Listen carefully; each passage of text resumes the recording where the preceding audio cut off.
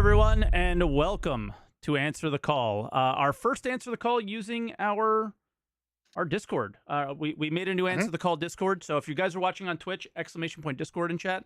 I don't think it's currently in. You just put it in, didn't you? In the description. Yeah, it's not on YouTube, but I'll be linking it in the comments every now and then, so you can just follow that link. Yep, and we'll put it in the description for the actual video if you're watching it later, and it will be in every other podcast from this point forward. One thing that we just it slipped our minds today.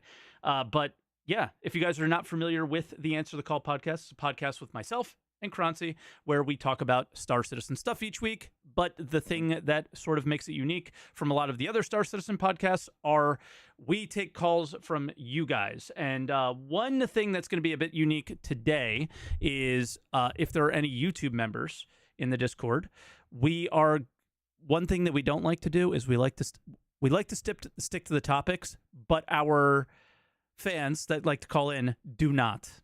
And one of the things that we said is for the YouTube members, once a month or once every other month, something like that, you're free to talk about whatever you want. You got like 5-10 minutes, and we'll discuss any topic that's outside of the things that we're on for now. And we'd like to give you more stuff in the future, but we're building everything up and figuring it all out. We're still figuring out the podcast as we go. But it was a busy week. Yeah. Busy week. You weren't around as much, right? You were busy doing IRL stuff.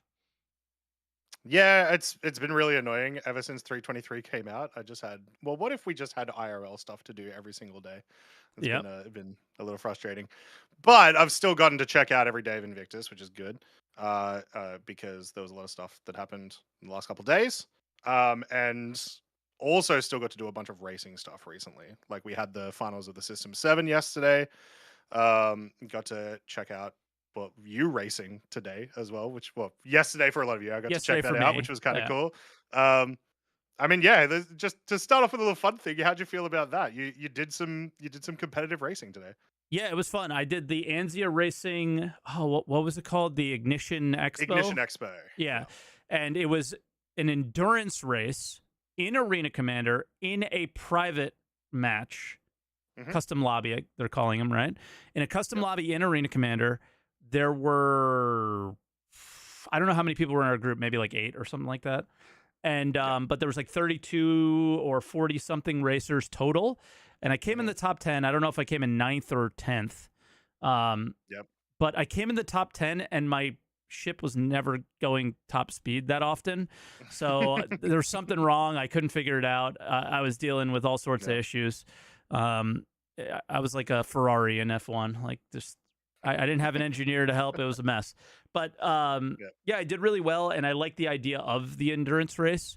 It was pretty cool because like everybody else was crashing a lot, and I went the turtle versus the hare. I was the turtle. I was just like, all right, I'm gonna go slow, and I'm not gonna crash.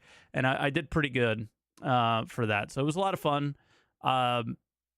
Yeah, they were really organized. They were really professional. It was neat. Had a good time. Yeah, hell yeah! It's sick that we can now do those on private servers. And just how much that changes everything. It makes everything so much easier, and like there's a lot more integrity now to doing those sort of events. So exactly, it was cool to watch you. It was very disappointing to see you not win. I was not, dude. I was in the pro lobby. It was Herbie, Gerbo, like everybody that is a pro was in my lobby. So I had no shot. But given the situation that I could never keep my vehicle at top speed, I think I did okay. Yeah. It showed me something that was really cool just from the perspective. Like, so I was watching from the Anzia side. Yeah.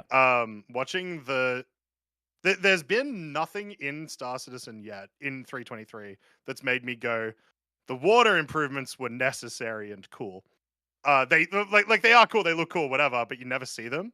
And then that entire race is just really like, here is all of the cool new water effects in like their best form and working for everyone. And I don't know, it was just very, very cool to see that too. So, it was cool to watch that. The other thing that I would want to point out is that performance was horrible. So I had to turn off everything. Like water effects were all turned off for me. I was at the lowest possible performance. So that kind of blew. So the people that were like the cameras pointing down a bit further away from us, Yeah. there's definitely something going on because like you start out on the ground when you spawn in your vehicle, and performance is great. The moment, whether you have it on or not, the water sim, the moment you take the vehicle over the water, you feel it go like, zzz. You're like, oh my god. So there's some definite optimizations that can be done, I think. But it was a good time. I had a lot of fun. Oh yeah. There's a lot of big news this week. What do we want to talk about first? Like early. Go ahead. The first thing that I would like to ask, though, before we get into anything, how's Croncy's mic? You were a bit low. I turned you up in Discord, and like sometimes you're a bit high, sometimes you're a bit low. I just want to make sure that we're okay. But I'm gonna let you pick. I'm gonna let you pick the next topic. Was a bit quiet, but okay now, right? Yeah, sometimes it's literally just because I'm talking from here and it's like whatever. Yeah. But yeah, probably the biggest thing that was actually news this week was from the SE testing chat, where hey guys, turns out they're gonna try to do 3.23.2 like right now. They were hoping to at the earliest get it ready on Friday. That didn't happen, but they want to do Evocati.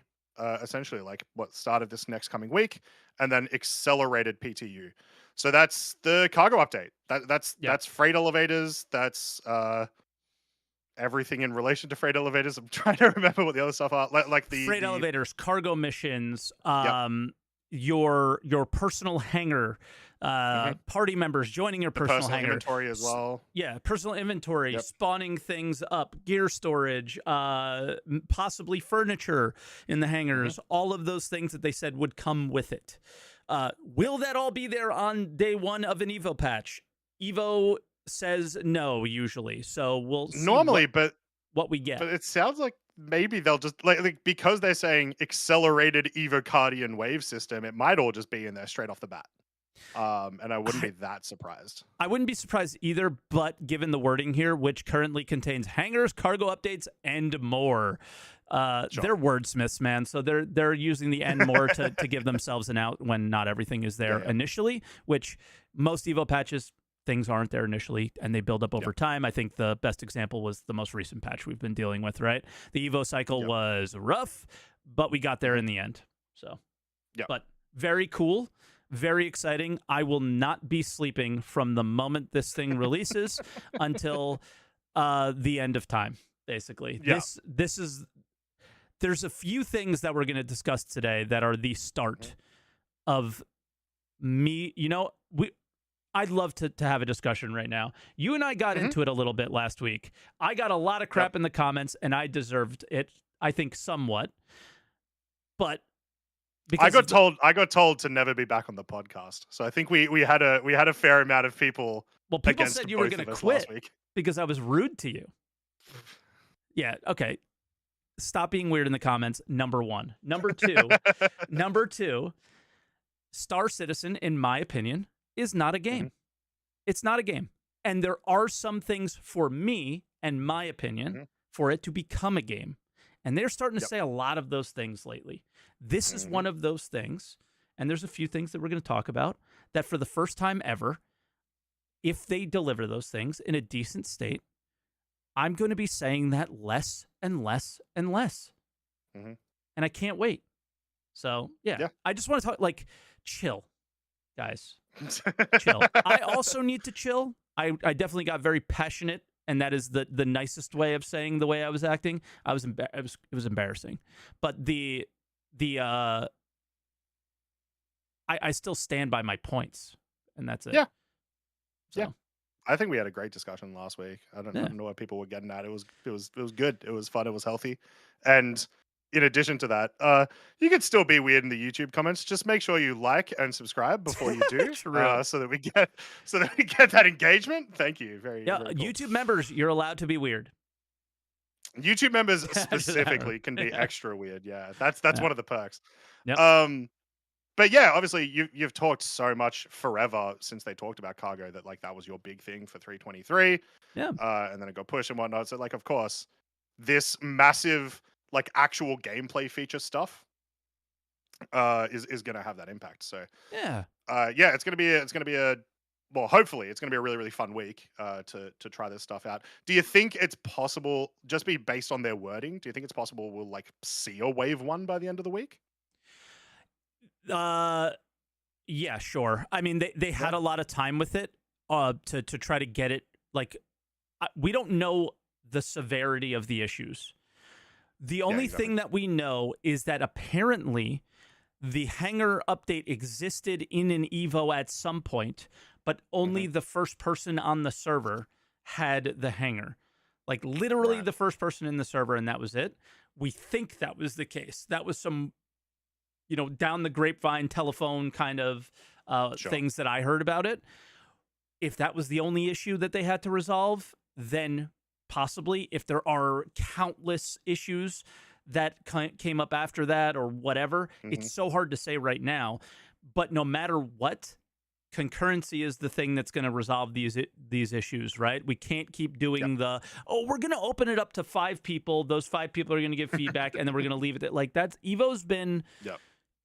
problematic from that standpoint. So unless there's very specific things that they want feedback in, I hate the idea of Evo, period. So I hope we get to a wave one Yep. very quickly. I also hate the idea of wave one.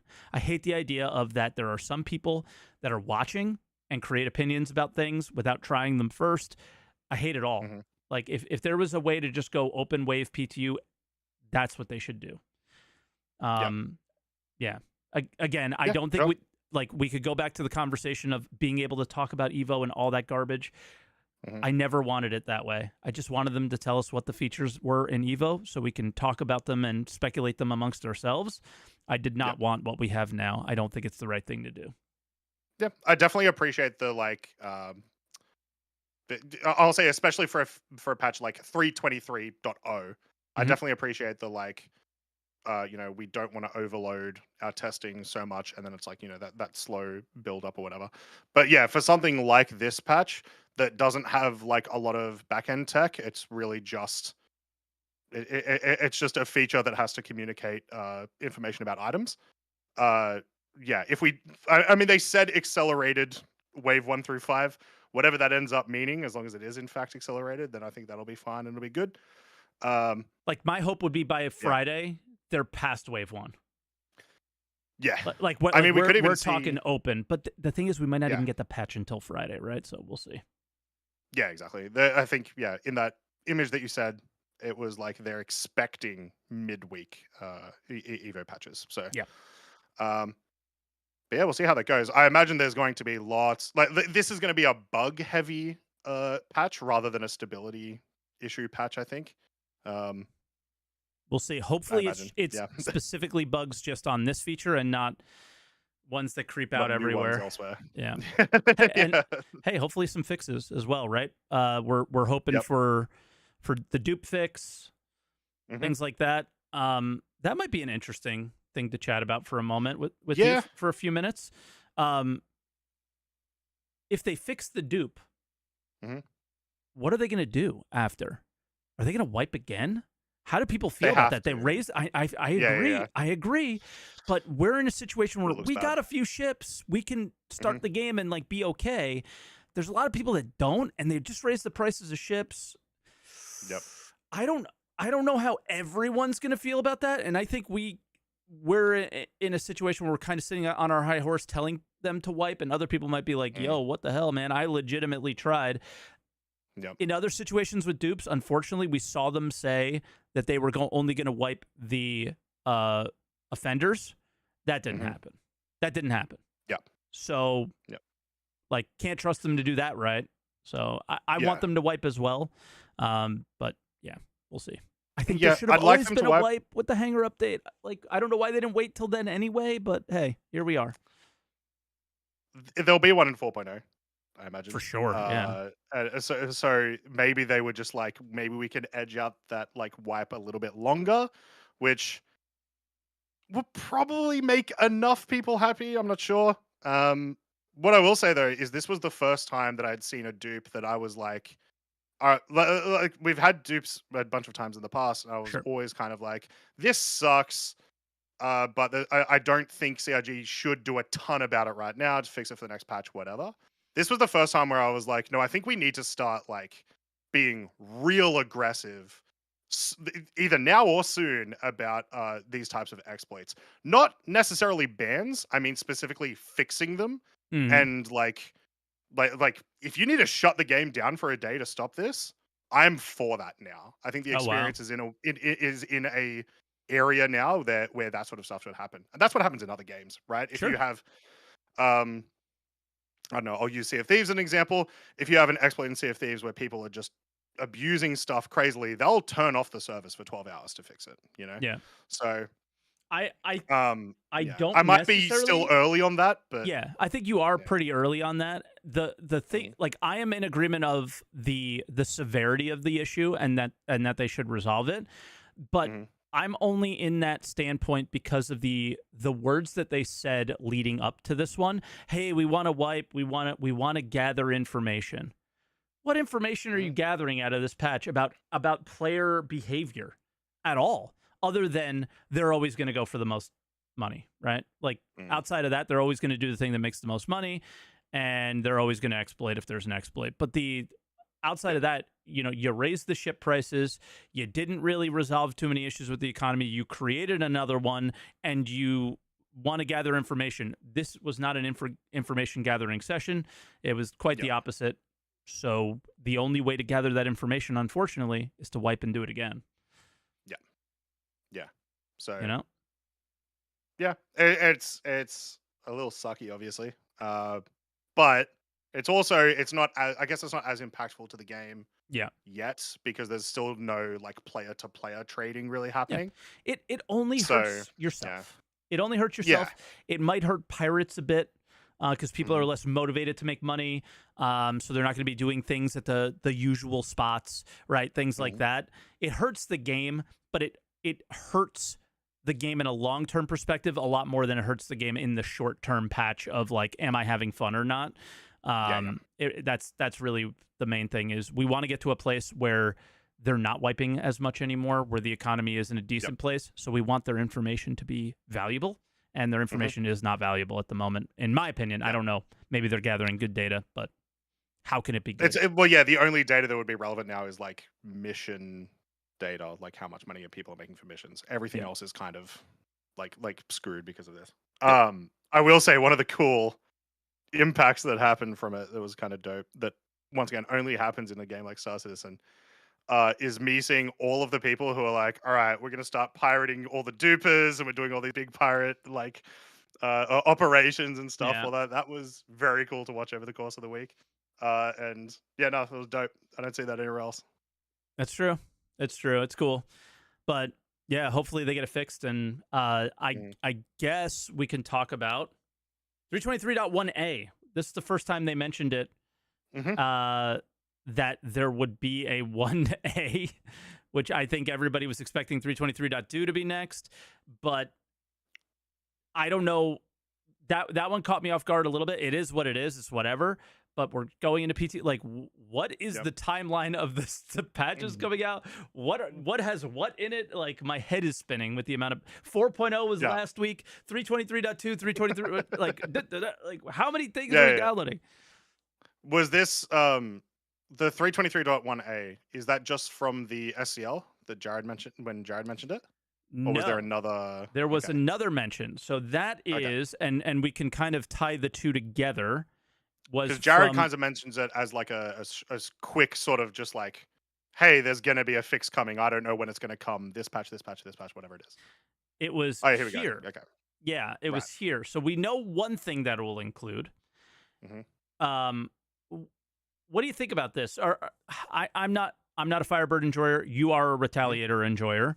I think the Firebird never really made sense from its initial thought, like the way they were selling it anyway. So bringing it from 12 to 24 looks reactionary to the ship didn't sell. So now we're going to try to make it overpowered so it does. But in reality, it just does bring it in line with the Talon Strike in a lot of ways. But it's also a bit better now than the Talon Strike because it can fire more of them. Firebird can is do still the stick bad though. volley. Go into Arena Commander. Go into Arena Commander. The stock missiles that are on that Firebird, try to avoid them. Yeah. It's not fun. And the stealthiness of it is quite cool to see in Arena Commander as well. It's not that shit anymore. So I do think this is reactionary to the release of the Firebird. I don't think it necessarily is because of bad sales, but I guarantee they were conscious that this would lead to more sales when they made this decision. 12 is just so low, especially when you do have volleys of 6. It's like, cool, I'm done.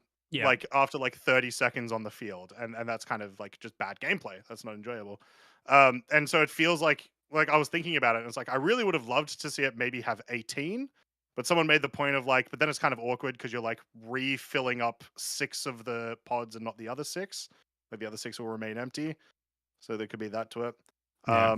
Not sure how it'll end up. I will say I don't think the Retaliator needed the laser repeater upgrades. However, what did they replace the repeaters with? the size 2 ones. So they're now size 3? They're all size 3s. Okay. Yeah. I don't think it needed that upgrade necessarily, but you know what it probably was? Were they on gimbals or something before and they were always able to be size 3, but they're just putting them stock that way? Or did they literally up the size of the weapons? They upped the size of the size 2s. So there was, I want to say, 2 size 3 turrets and 3 size 2 turrets. Okay, chat's saying they upped and so those ones have been buffed up. Gotcha. I think that makes sense. Yeah. I don't think there's too many large ships that have less than size 3 weapons on them. What repeaters doesn't matter. You can customize them. You can put whatever makes sense there. Most likely people are going to be putting Omnis guys or M5, M6As, whatever they are. But the idea of things being size 3 in large ship turrets has kind of become a standard, I believe. 3 or bigger, so it definitely has. But like I said, I don't know if it needed the upgrade necessarily. But yeah, making them all uniform in their turrets makes sense. Because like the amount of times that I would have people hop onto the Retaliator, go into a turret, and it's like, oh, why are my guns garbage? It's like, I'm sorry, you pulled the wrong straw and you just went to the one turret that doesn't have them. I do wonder if this is mostly a change for like, hey, if you have base Retaliator, obviously you don't have the torps anymore, so you are the Retaliator without torps is almost nothing, right? Yeah. So it may just be a way to beef that up. Putting the extra size lasers on the Retaliator with the torpedoes doesn't feel as much of a difference. So I don't know. I don't think it needed to happen. I don't think it is a bad thing that it happened necessarily. And I don't think it's going to be super overpowered. People will still never use the Retaliator. They'll still use the Hammerhead or the Redeemer. But yeah. So this was the first mention of that .A patch. Jared made some weird, even said .B, like 1B. So who knows? Yeah, I think it was just faffing about and making up patch names. Yeah. Yeah. So I don't think he really knows the names. He just knows that it's coming or something is the way he made it seem. So we'll have to see what happens with this going forward. No timeline on when this will be. There's also the Invictus area. Have you ever left ArcCorp? Dude, it is super laggy. Having it stream out, your whole client freezes and things like that. So at the very least, this could just be let's remove all that stuff and bring things back to normal as well. So could be the case, yeah. Yeah. I wouldn't be surprised. Along with a couple bug fixes, maybe. And then maybe the dupe fixes in this one. Although Jared mentioned the .2 for the dupe fix, so it's hard to say when these things will happen. Or do you want some? I don't know if it's copium or hopium. Both some random speculation. So Alien Week is the 2nd to 3rd week of next month. Oh based my God. on what they're saying with the cargo updates, it's possible that won't be ready for then. So could we see a straight to flyable alien ship or something? With this, I'm trying to think monthly report if they've said anything, and they haven't. They've just said a lot of everything in the monthly report has been super cryptic in relation to ships recently. Everyone in Twitch chat is saying rail in. you guys are coping now. Yeah, It is hard. very common. Anytime a ship has already been announced in any form, whether that's like, a concept or whatever, they almost always talk about it in the monthly report. They Yeah. specifically say this ship is getting work done. So Yep. if it would be anything, it would be something new. But it could also be like a variant or something. Anyway, that is Guys, complete speculation. the So yeah. Raelin was 4 years ago Ironclad, okay? That's what it was. It was, Yeah. let's draw a pretty picture, let's make some money, Yep. and that's about it. We'll make it when we feel like it, kind of thing. It would though. I'm on chat side now. It would be a cool way It would be to awesome. introduce the other SCU boxes Of because course. the Raelin has the weird triangle ones. How big is the Raelin? It's big, right? It's not a small It's cargo pretty ship. large. It's got 300 SCU of cargo, I think. Oh, So that's pretty decently sized. you know what? And that's like actually one of the amounts that we don't really have. That's like a nice medium between like your freelancer and your bigger cargo ships.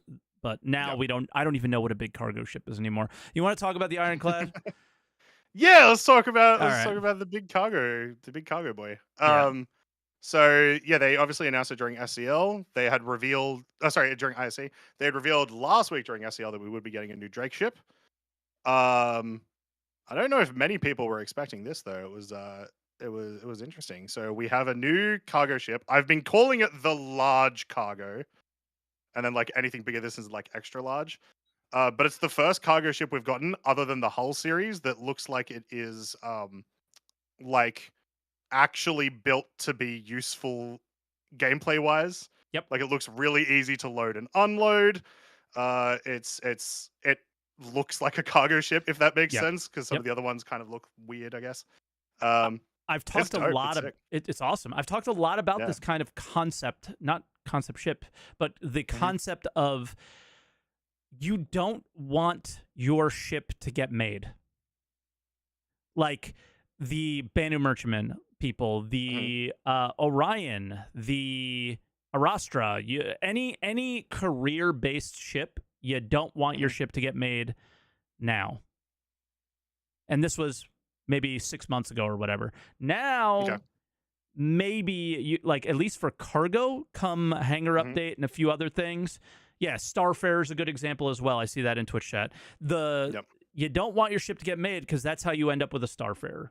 You don't want your ship to get made because that's how you end up with the Mole. Love the Mole, but I think looking at what mining is today, do you think they would make the Mole the way they made it? Do you think they would make the Prospector the way they made it? Do you think they would make any singular ship in this game functionality-wise the way they made it? Mm. Visually, probably, right? But Yeah. But there functionally, would be a lot of differences. Yeah. there would be a lot of differences inside, how you interact with Yep. them, and all sorts of stuff like that. I'm sorry, the Mhm. Caterpillar would never exist. This ship would not have to exist. The Caterpillar would have been this, right? Because it would have just made more sense. Maybe this would be the bigger version of the Caterpillar, whatever. Yeah. But Yeah. but I agree with that. this wouldn't make the Caterpillar obsolete. Yep. The C2 wouldn't be what it is today. It would Mhm. be something different. So for a lot of people have seen these are the most popular reacts I think I've ever made were the two around these ships. And a lot of people were giving me crap about it, but I don't think people understood what I was trying to say is this is both good and bad. It's very good because it's the first ship I've ever seen them make, like you said, that understood the assignment of what a cargo ship was. But it also negates all of the work that they've done up to this point. Yes, all of the work that they did up to this point got us here. The ships were bad in game to show them how to make a good ship. This is that good ship. So why would I keep a C2 on my account anymore? Why would I keep a Caterpillar on my account anymore? I'll only fly this, right? And I think a lot of people don't understand why I said I would get it now. I do have answers for that though, because I don't think they Well, you're in a going to say similar loner vein. wise, right? No. Okay. In a similar vein to they clearly made this with the understanding of how cargo is about to work, in a couple How it of works weeks, now, month time, whatever. even. How it works now. They have an understanding of that, right? Yeah, I mean, like In a this similar section vein, we're I think they seeing have an here understanding of tells you yeah, they understand how cargo works now versus how it was. exactly. And I think they have an understanding of still wanting to not negate this two specific ships you mentioned, the Hercules and the Caterpillar, into not negating those. Caterpillar, I think you have an argument. C2, I don't think you do, but go ahead. There is no way this flies as well as a C2 does in atmosphere. There is no shot. This thing is a brick Fair. of tungsten, which I love, by the way. I love that it's just Same. a Love the block. look of it. Yep. And so that's at least where I hope that's where the Hercules will like be, as well as the C2 is like 2 people, although I would argue with engineering like 3. And this is what 6.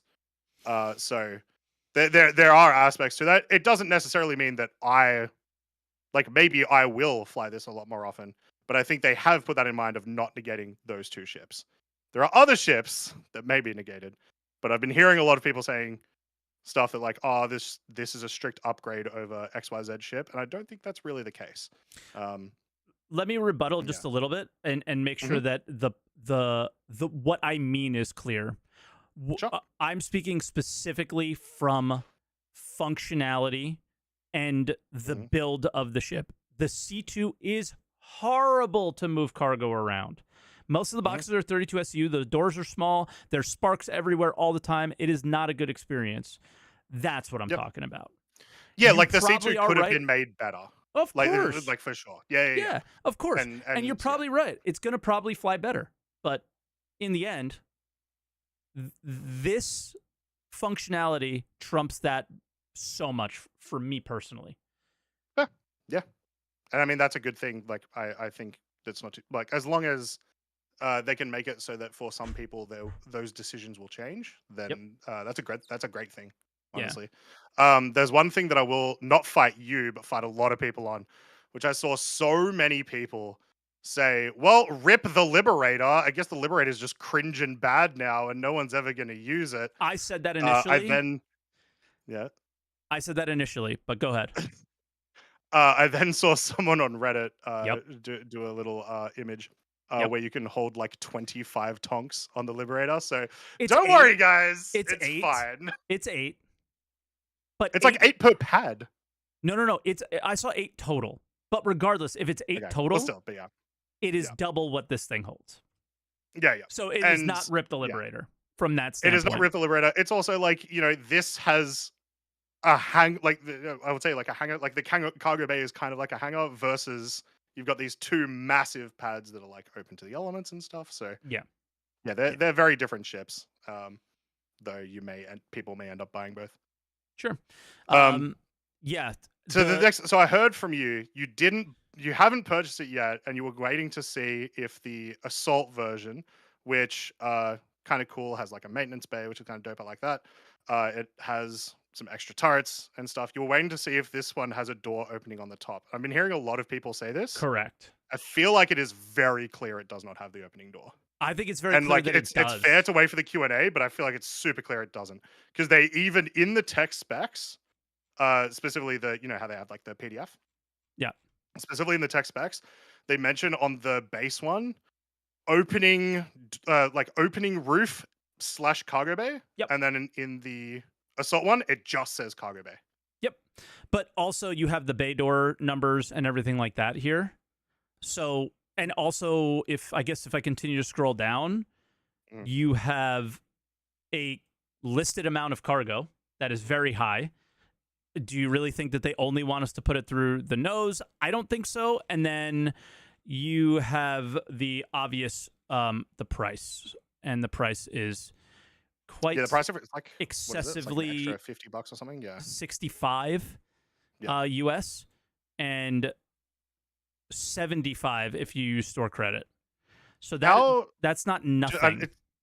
Slightly off topic. How does that compare to the C2 versus the M2?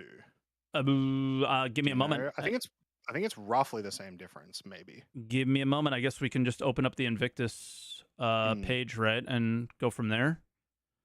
But that's just a curious thing that I was like, because they're very similar in that like one's heavy cargo, the other one's like chuck a bunch more military. Bro, they are more than similar. This is Drake's direct answer to the the M2 is even C2A2. more expensive. Yeah. So Yeah, wow. that's where it's a bit weird. Is the pricing on those. So the A2 is $750. Yeah, the A2 is nuts. Right? Because crazy. it could drop bombs, so I get that. Yeah. I don't get the price of anything. The Hercules is $400. It is the same price. Yeah, the base regular Hercules 400, yeah. Right? Which is why it has to be like it has to be much more maneuverable to fight this in the future. Yeah. It has to have an advantage from a price standpoint, but I never like looking at the prices necessarily, the real money prices of ships, but at the same time, like they had to think about something here. Because this is I am definitely just going to melt and upgrade situation. I think for a people. lot of people will. Yeah. And they had to know that, and that's kind of wasteful for CIG to do that. But at the same time, there was definitely a spike in funding when this thing launched. So yeah, like I can quickly, I think, bring that up right here. Yeah. So that was yesterday. That was yesterday. So and they made $3 million yesterday. Yeah, and that's only like half the sales for like the first day of Drake Day because of when they like reset the counter. So yeah. There's also the Kraken. It's yeah. crazy. Kraken's a part of that though. But the Kraken is a part of it. I don't think the we don't know how many they sell as much. Yeah, but I don't think they have as much of a impact as people realize. I think that's much more like obviously that spike is due to the new ship for sure, because otherwise you would have seen the same spikes happen when the Javelin went off for sale and the Idris went off for sale, So somebody in chat says click on the month view, it seems low. This doesn't That's because that hasn't updated. Yeah, That's it doesn't show May. There's the number 4 there, my dude. So yeah, the month isn't over. It's the 27th, guys. There we go. Let's just go the week view, and then that kind of trumps what you were saying. So yeah, I mean, I am waiting on it. I do believe the doors are going to open. Because there's a price increase, I feel like it will do everything that the base does and be better at things. I want the Assault because I've been doing a lot of engineering stuff. I've been doing a lot of multi-crew things, and the idea of getting in a turret and actually defending yourself against light and medium fighters now is a thing. Well, it kind of is a thing. I think there's obvious flight model issues that are going on, but for the most part, it is attempting to be a thing. And if I'm going to use an Ironclad, which I think of all the cargo ships that I've seen so far, again, like we said, it understands the assignment, so why would I use anything else? If I'm going to use this one, I want to be as defended as possible. So if the doors open at the top, that's what I'm going with. If they don't, I'll go with the other one. Don't care which one I end up with, but I'm going to end up with the one that makes sense for me. So I might wait to see what the deal is with the maintenance bay. Maybe get to like some more information on that, because it's just a unique aspect of the ship that we they don't literally really called see, it a component fabricator. Yeah. So that could mean what, like 18 different things? Yeah. So. And it also, that sort of, I know, sorry, Croncy, I know we were going to try to lead the show a little bit differently today, and I'm kind of taking the lead on the direction we're going in, but I don't know how to not bring this up. Star Citizen Live. This was the next moment of a comment that leads to what I was talking about earlier, where Star Citizen can look like a game if they do this right, for me. There was one tiny mention, if you guys didn't catch it. I will put it in Week in Review, so you'll actually get the clip in Week in Review this week.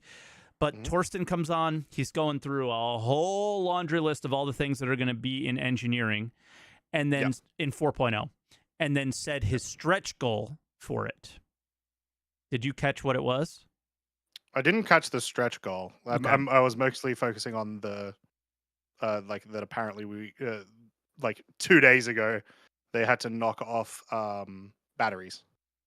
Okay, so that was the negative. But literally 10 seconds before that, He said the best thing I've heard about Star Citizen since 315 and looting and medical came in. We are working hard to create actual differences between civilian, industrial, stealth, and military components. Actual, meaningful. He used the words meaningful. He said big differences, I think. He said something along the lines of like recognizable, so like it would be easy for you to tell what what they were. Hopefully that means like UI stats and things like that as well. Those are things that we're missing pretty heavily. That is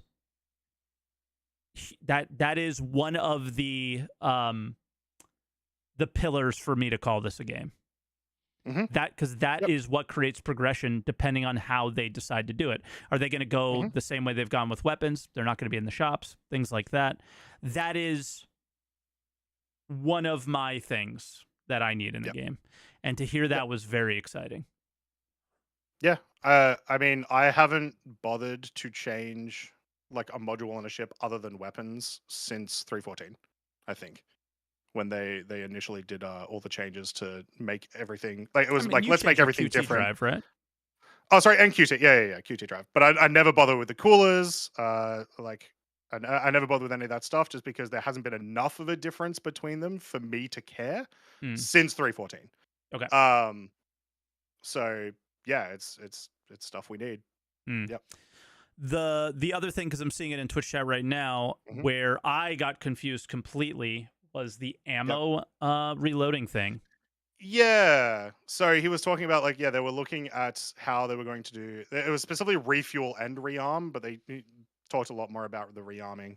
And that the specific wording was like you would be able to get if you have like size 3 Gatling ammo, that would also work for your size 2 repeater ammo and your size 1 repeater ammo. And from them saying that, that means my understanding is like, okay, does that just mean you will buy generic ballistic ammo? I know they're looking at having other ammo types, but does that mean like your size 4 and your size 1s will have the exact same ammo? I have the answer. Oh, sweet. And this thing has 9 upvotes, which is insane. He still doesn't have the dev tag on Reddit. Good job, Redditors. Too busy posting your fleet pics. There's the link in Twitch chat, Croncy. If you want to grab that and put that in YouTube chat, that would be great. This is Torsten's account on Reddit. Yep. Okay. So I have this, and he clarifies it because yes, it was actually confusing. This is actually what I wanted to say, but I misspoke. So yes, the idea is that weapons will share round sizes, so you as the player can choose which weapons to pack to reduce the amount of ammunition variances you need to pack.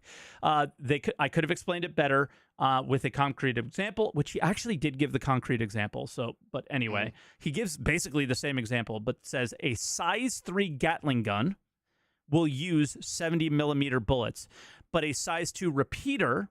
There is a ballistic repeater. There's only one. That's where I got confused. I didn't know that there was a ballistic repeater. There's only one.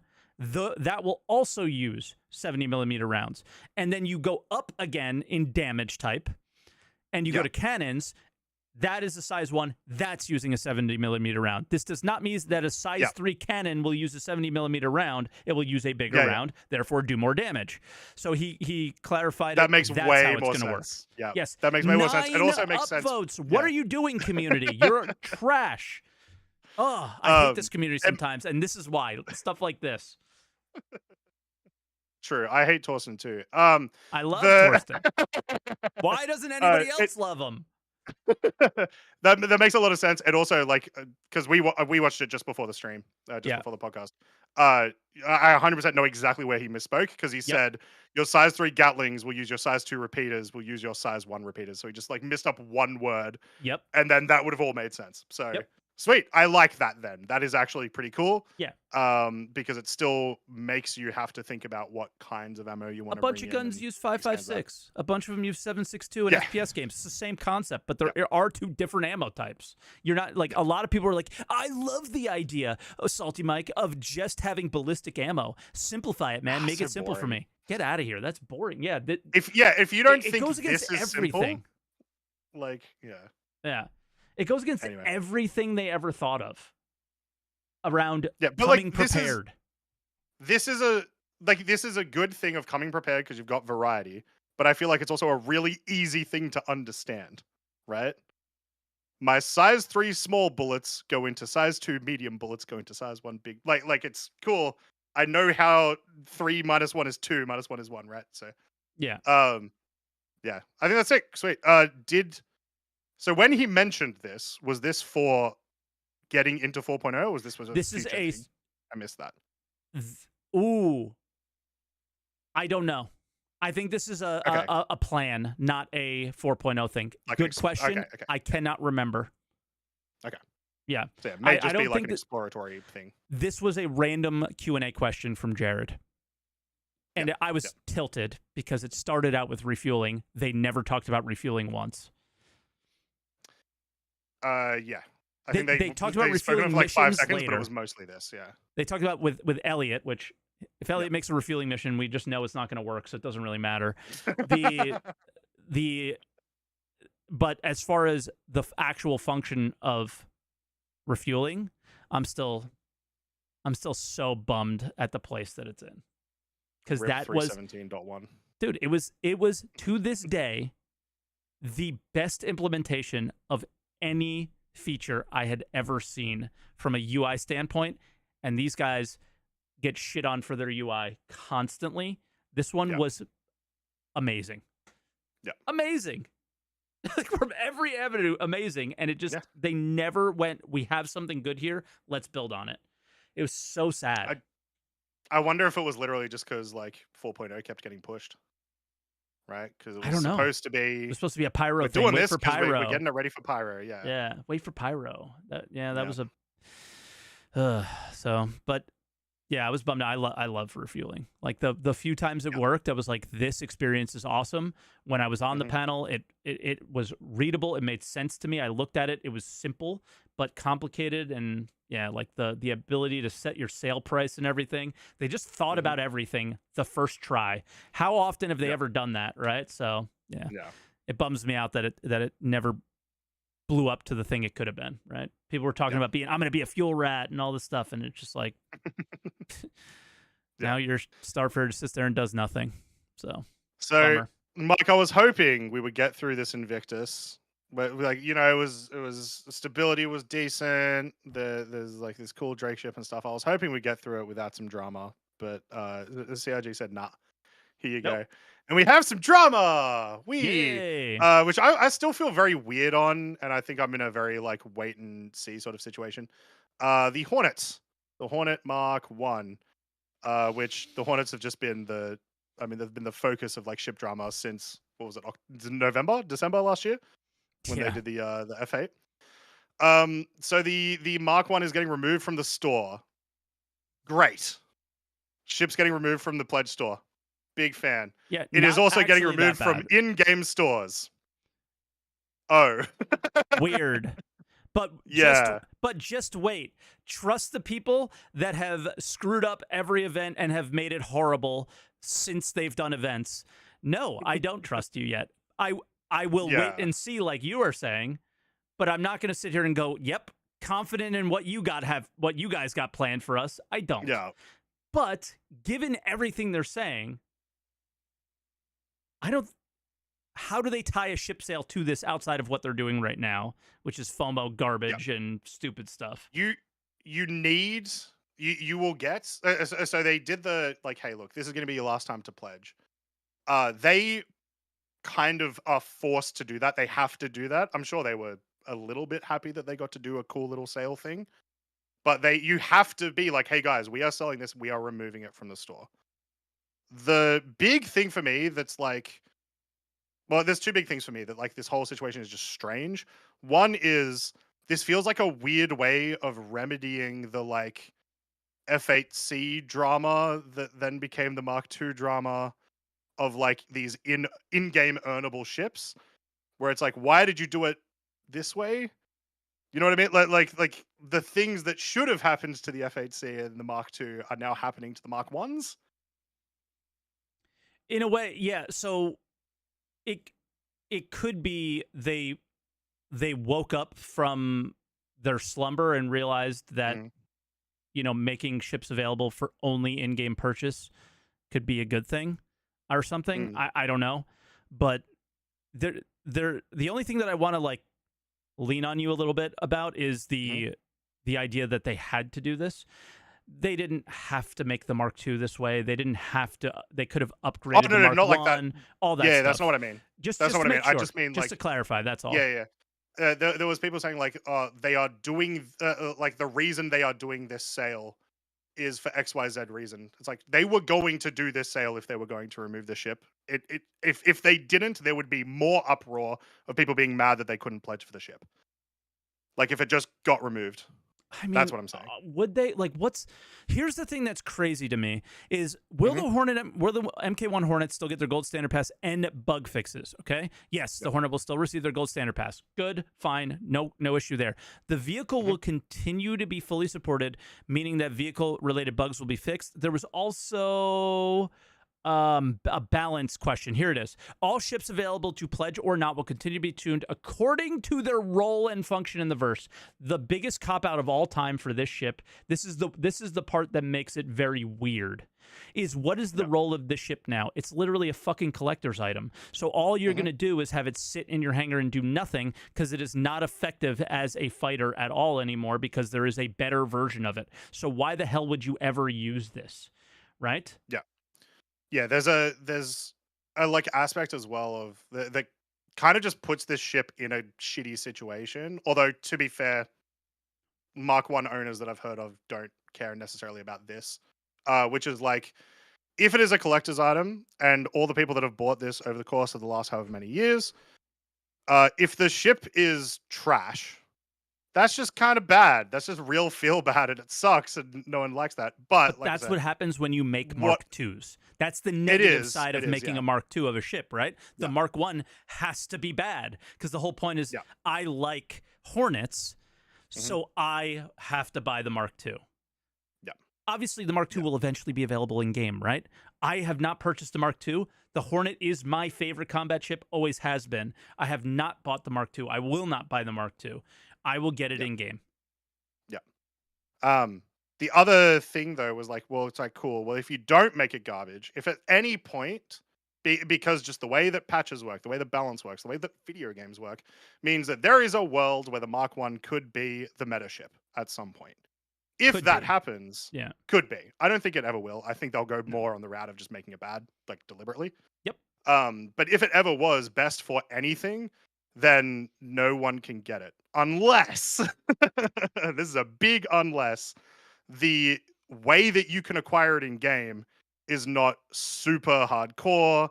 Oh, sorry, assuming it's in game at all, which it sounds like it's going to be. It will be. Yeah. As long as it's not super hard for everyone to get, then that will be fine. But like I also said, then is it most a Mark I item owners anymore. Yeah. Well, no, maybe it should be hard to get.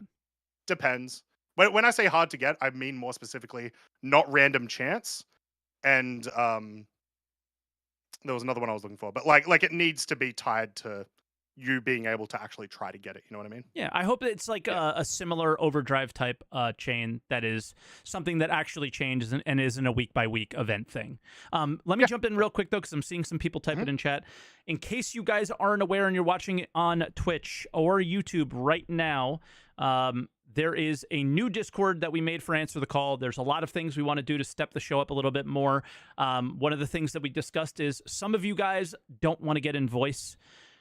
We want to take text messages from members and things like that. And the only way to do that is to avoid using my Discord, which is what we were using in the past. So this week, Croncy and I got together on Monday and we made an Answer the Call Discord. So, linking things to YouTube for YouTube members and stuff like that. Maybe we can somehow finagle away for like Croncy subscribers or something like that and not my subscribers, just simply because it's live on my Twitch channel already. So that's kind of silly in the first place. We can figure out some things, but I want to do something where we are taking some texts from people in the past. I used to use Twitter for this when I did the show alone a long time ago. It would be really cool for Discord. If you guys want the invite link, !podcast on Twitch, Croncy will take it and throw it into the YouTube chat so you guys can get there, right? So we want to integrate you guys more in. We know getting on the show can be quite daunting, especially when I act the way that I did last week, things like that, right? It can be like kind of scary for some of you guys. So it'll be a lot better for us to take some texts occasionally. So a couple times a week, a couple times each show, I think we would like to do that. So just kind of trying to push that this week for you guys. I don't know if we're going to get to it in today's show, but that is the plan going forward for sure. I will also just mention it's been really cool seeing the Answer the Call community, because it's becoming a bit of a fun community now. Yeah, actually like talk in the Discord. It was hard to notice and have discussions that they existed, right? But now you can see them as like a community. It's kind of cool. And they're so much better than our Twitch communities, Mike. It's crazy. It's actually true. It's actually true. It's actually true. I have to say it. So yeah, this is just a weird situation. This is strange. Yep. And like you said, it's a wait and see situation. But they haven't given you any reason to be confident in their decision making on the wait and see just yet. Hopefully. Yeah. Oh, the green room's really full. That's my B. That's my B. I should have been slotting you guys in, and I haven't. And the waiting room is full now, so we won't be taking any more callers. There you go. That was most of the week, I think, right? Like there was obviously those big Invictus things, like SCL. There was one thing I did want to mention just quickly from SCL, which was they intend for power plants to drain your hydrogen fuel. Yeah. I understand it. I don't know if I'll deal with it, but I don't think I like that necessarily. I feel like because power plants have health already, and because you're going to be using them in your like power assignments and stuff with the resource network. Yep. I don't know if they need an extra way to go dead, but yeah, I'll deal. I don't love that. It makes sense because maybe you missed a little part of what he was saying. They want to use the same power plant system on bases, and it will not work if they do not have a fuel. So they went with it, and like that's fair. Yep. And then the other argument, like the question literally was asked, hey, all these ships that are just sitting around have endless shields that never go down. Can that not be a thing? And they were like, yes. So from a 1,000 years in the future, fusion energy would probably be figured out, and the idea of things running out of power likely would not be a thing. In a video game, it probably makes sense. Just a few quick ones. There's a few, if you guys are subscribers and things like that, you might be noticing that your helmets do not have what is it called? Combat visor? Combat visor. Yeah.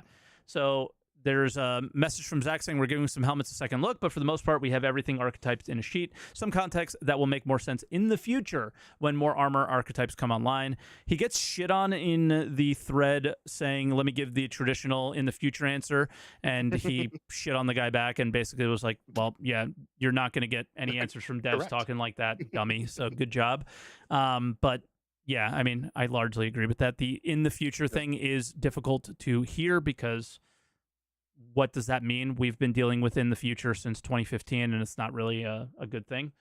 But there is one other minor thing on that front is there appears to be what will be the next visor type that is that was shown as a sneak peek this week. So just touching on that. That's right there. We have a similar looking one in game. Don't know what this is. Looks racy. Looks combat-y. Or like looks I was gonna say like maybe like scanny. It's giving off big scan vibes to me. It could be a lot of things. I've read the text. It doesn't give away any information, so it's hard to say what it is, but this is clearly in line with what Zach is talking about there, right? One other thing, this is the last thing, is Modularity Caterpillar stuff we talked about it Retaliator stuff we talked about last week, but Caterpillar modularity was mentioned by John Crew this week, and that is still planned to let you swap out individual pods. And getting into the next thing, this is the one thing that people were confused about, because I saw it in a YouTube comment. You are not going to make it stubby, probably, and you're not going to be able to make it extra long. You are going to have your standard, I think, 5 modules, and that's all you're going to be able to deal with. You cannot remove them, and you cannot add more. So you just swap from so they're permanently attached, except for when you're like swapping out the modules, I guess.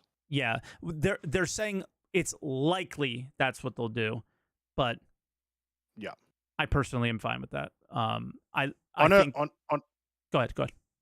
I was just going to say on that a little bit, because obviously we had the Caterpillar, or the Iron Chad, whatever you want to... Iron Chad, Caterpillar. The command module appears to be visually exactly the same. Yeah. Right? Yep. I'm hoping that we get the ability to literally swap them, right? Move from the Caterpillar over to the Ironclad. Do you think they'll do it? It would just be such a cool feature that no other ships have. It falls in line with the original idea of what the Caterpillar was. It was an 18-wheeler, right? And 18-wheelers are a truck that attaches to another thing, right? And yeah, I mean, it looks so similar. It is weird to see it in this. Oh, can we quickly talk about this? People do not get this. Read the bottom left of the screen. Concept mesh is not white box, people. This is not in development. It's not in development. Get that through your head. This is not it's in coming concept soon. Development. Yeah. They use this just to be like, hey, how does this look okay? How's the view here? And then build the concept using this. This is not development of your ship that you want. They have done this with every single ship, and you guys still fall for it every time. The Galaxy had this. The Zeus had this. All of them had it before it was ever in active development. Don't fall for this one, okay? Please do not fall for this one. What if it is though, Mike? It would be great if it if it was the next thing after they did the RSI ships. I wouldn't be disappointed. But do you know who would? People who bought other concept ships that should be made, right? So it's a really shitty situation that you got to draw a picture to be able to afford to make the ship that somebody already made. You know? So I don't fall for that one. You want to get the ship and you want to maneuver things around with some store credit, or you got extra money around. I'm not going to tell you what to do with your money, but don't fall for that you think it's coming soon, because it probably isn't, right? They pulled the whole this is going to make us help us make the Kraken better. Get out of here with that garbage. I'm so tired of hearing that stuff. It's true. What do you mean? True. Like the Hull C helped us do modularity. Okay, 5 years later. That's what I'm saying. Sure. You finally got it last patch. What are you talking about? Yeah, I know. But like, come on, man. It's like, those are the bait things that I really hate that they do. So, Jared talked a lot about creating expectations and on SCL, the beginning of SCL this week, simultaneously on the same week as creating false ones for their community. So they'd buy a ship. Kind of sucks. Cool. Shall we talk to some callers? I love the Let's ship. Get into some callers. I love the ship, but I will never get off the fact that concept ships are bad. They're just bad. Yeah. But once again, we've had like the least amount of concept ships these last 2 years than the previous years. It's going down. It's not zero. It's going down. They're slowing. Ooh, I am deathly afraid that people aren't going to be able to talk in this. Before we bring in callers, I'm checking permissions right now. Well, while you're doing that, remember, guys, you can join. You can join Answer the Call on the new Discord, which I am linking right now in YouTube chat. We're very full today, but we will have episodes like we had originally planned to have today, where if you're a member on YouTube, you get big priority and you get to talk about whatever you want. But Yeah. today, I guess we're going to be talking a bunch about Invictus, which makes sense. It's a big deal. So Yeah. Maybe some patches. We'll see. Warbox. yeah, Warbot. Yeah. WarBot, how you doing? He is able to talk and everything. Hello. Yay! Everything Howdy, works. it worked. Oh, I did it right. yes, I did it I right. am working. Yes, I am talking. You can hear me, Sure can. I think. Yeah. All right. Yeah, what would you like to talk about? Well, actually, you guys actually brought it up at the near end. I am happy that ships are being sunsetted finally. Yeah. Okay. It was like a from weird the silver pledge store. lining, right? Like, Yeah. yeah. What I am not happy with is, of course, the communication behind it. Classic. Because you talked about this, and that's actually one of the first things I've heard from you, Mike, and that's why I subscribed to you on YouTube. Was I want to see more ships exclusive to the PU to be earnable, to be purchasable, to be craftable. You know, start sunsetting these ships. The one thing I do disagree with you guys though is it's okay to have these ships in game and not work well, or like, be kind of crap, because of course what a lot of companies do and countries do is they sell off their old tech to other places. So we may see NPCs or like be used as training fighters for like tutorials and stuff. Yeah, this is a video So- game. Yeah, I was gonna say Yeah, the I know. problem with that is like that is a genuinely okay like law reason to do it, Mhm. but in terms of like a customer and a gameplay perspective, it's not great.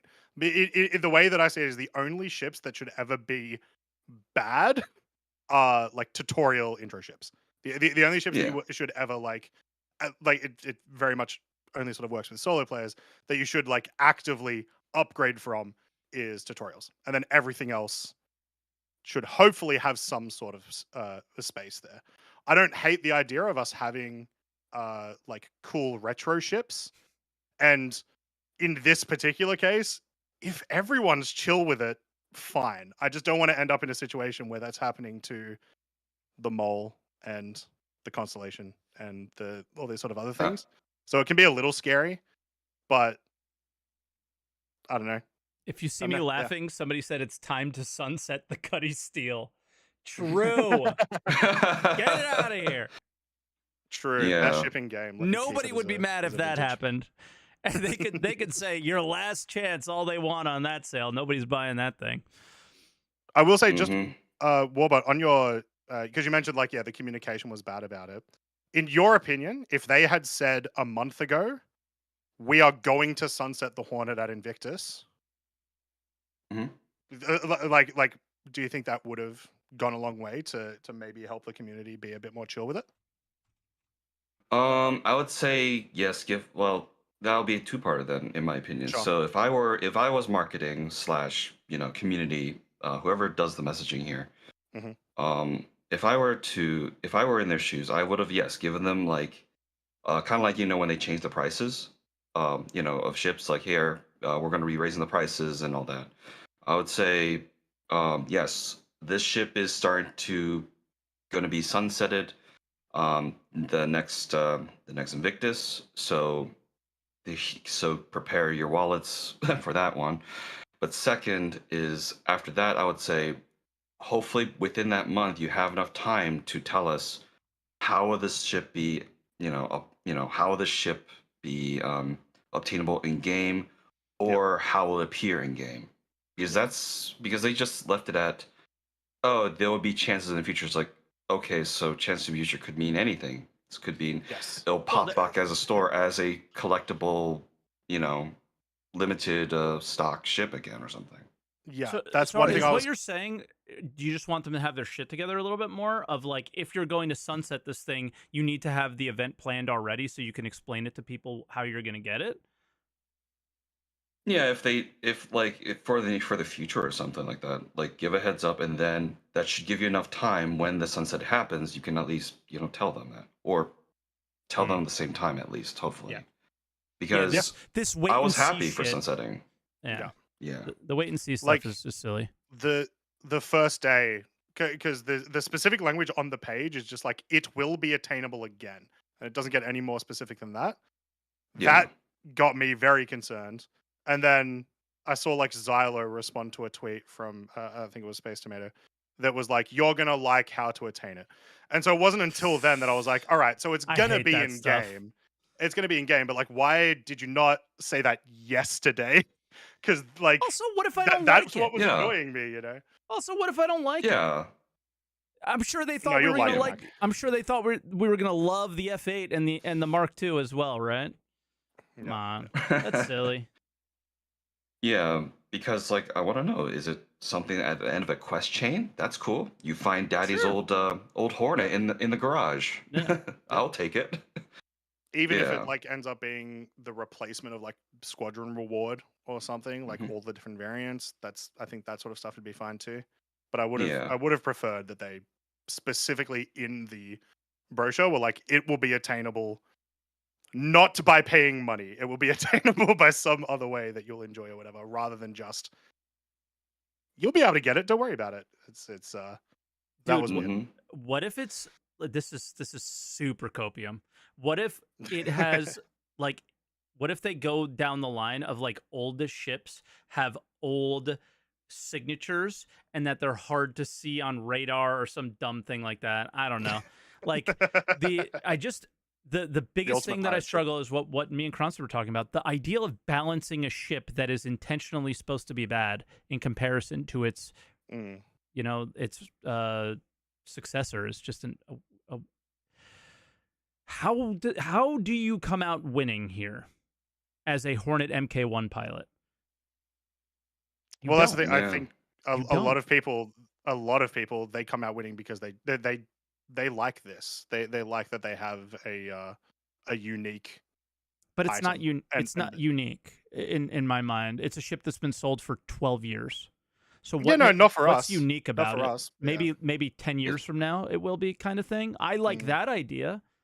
Mhm. Sort of, but outside that I don't know. Yeah. I mean, one thing you can say claim is that this is the ship that Chris Roberts sat in the day the day we saw this game. Yeah. Oh, that's right. Yeah. If you have a F7A Mark 1, yeah. Right? That's what I think that's what Yeah. that one is the A. Yeah. Because it's a military one or whatever. But Yeah. it's gonna be Mhm. weird. This is a very sticky situation, and they have to get it right Yeah. because they have to keep doing this with future ships. Mhm. Yeah, I mean, there's already talks of the Aurora might they be don't getting have a to. Mark II. Who's talking I about feel that besides us speculating? Yeah. I don't we're think the they'll only ever ones do that talking with about it. like with new player ships. I don't think that'll I think happen. they should. And if it does, whatever. It's new player ships. I think like I that's- said, I don't care what happens to them. Oh, dude, I think that is the most Oof. important thing. Because they have redefined what a starting ship is, and those ships actually don't make sense anymore. The Aurora and the dude, you cannot argue for an Aurora and a Mustang right now over a Avenger 100i, every other starter ship that came after them. Again, it's the idea of sure. understanding the assignment of what a starter ship needs to be, right? You have a little bit of cargo, you have a little like they just have the functionality that a player who plays Star Citizen wants to have. So if there's anything that gets Mark II'd, it's got to be those two ships, in my opinion, right? That's just me, but yeah, sure. That's what I'm saying. I think that'd be fine. Yeah, it's a super positive Mark II. But again, if you're forcing players who have just the starter ship to buy those are the two. Then it's an issue. Yeah, then it's an issue. Those are the two that I really hope that you just get a $0 upgrade to, that you apply to it in your hangar and you're done. Because you should not be playing Star Citizen in an Aurora or a Mustang. However fun it is to do so, I love the Aurora. I am the biggest Aurora fan there is.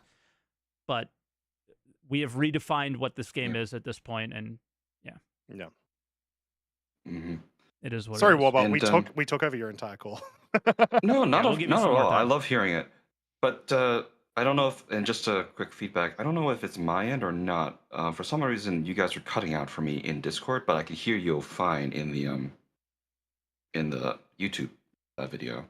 I mean, we hear each other, so that's got to be your end. Yeah. Yeah, it must be my end. All right.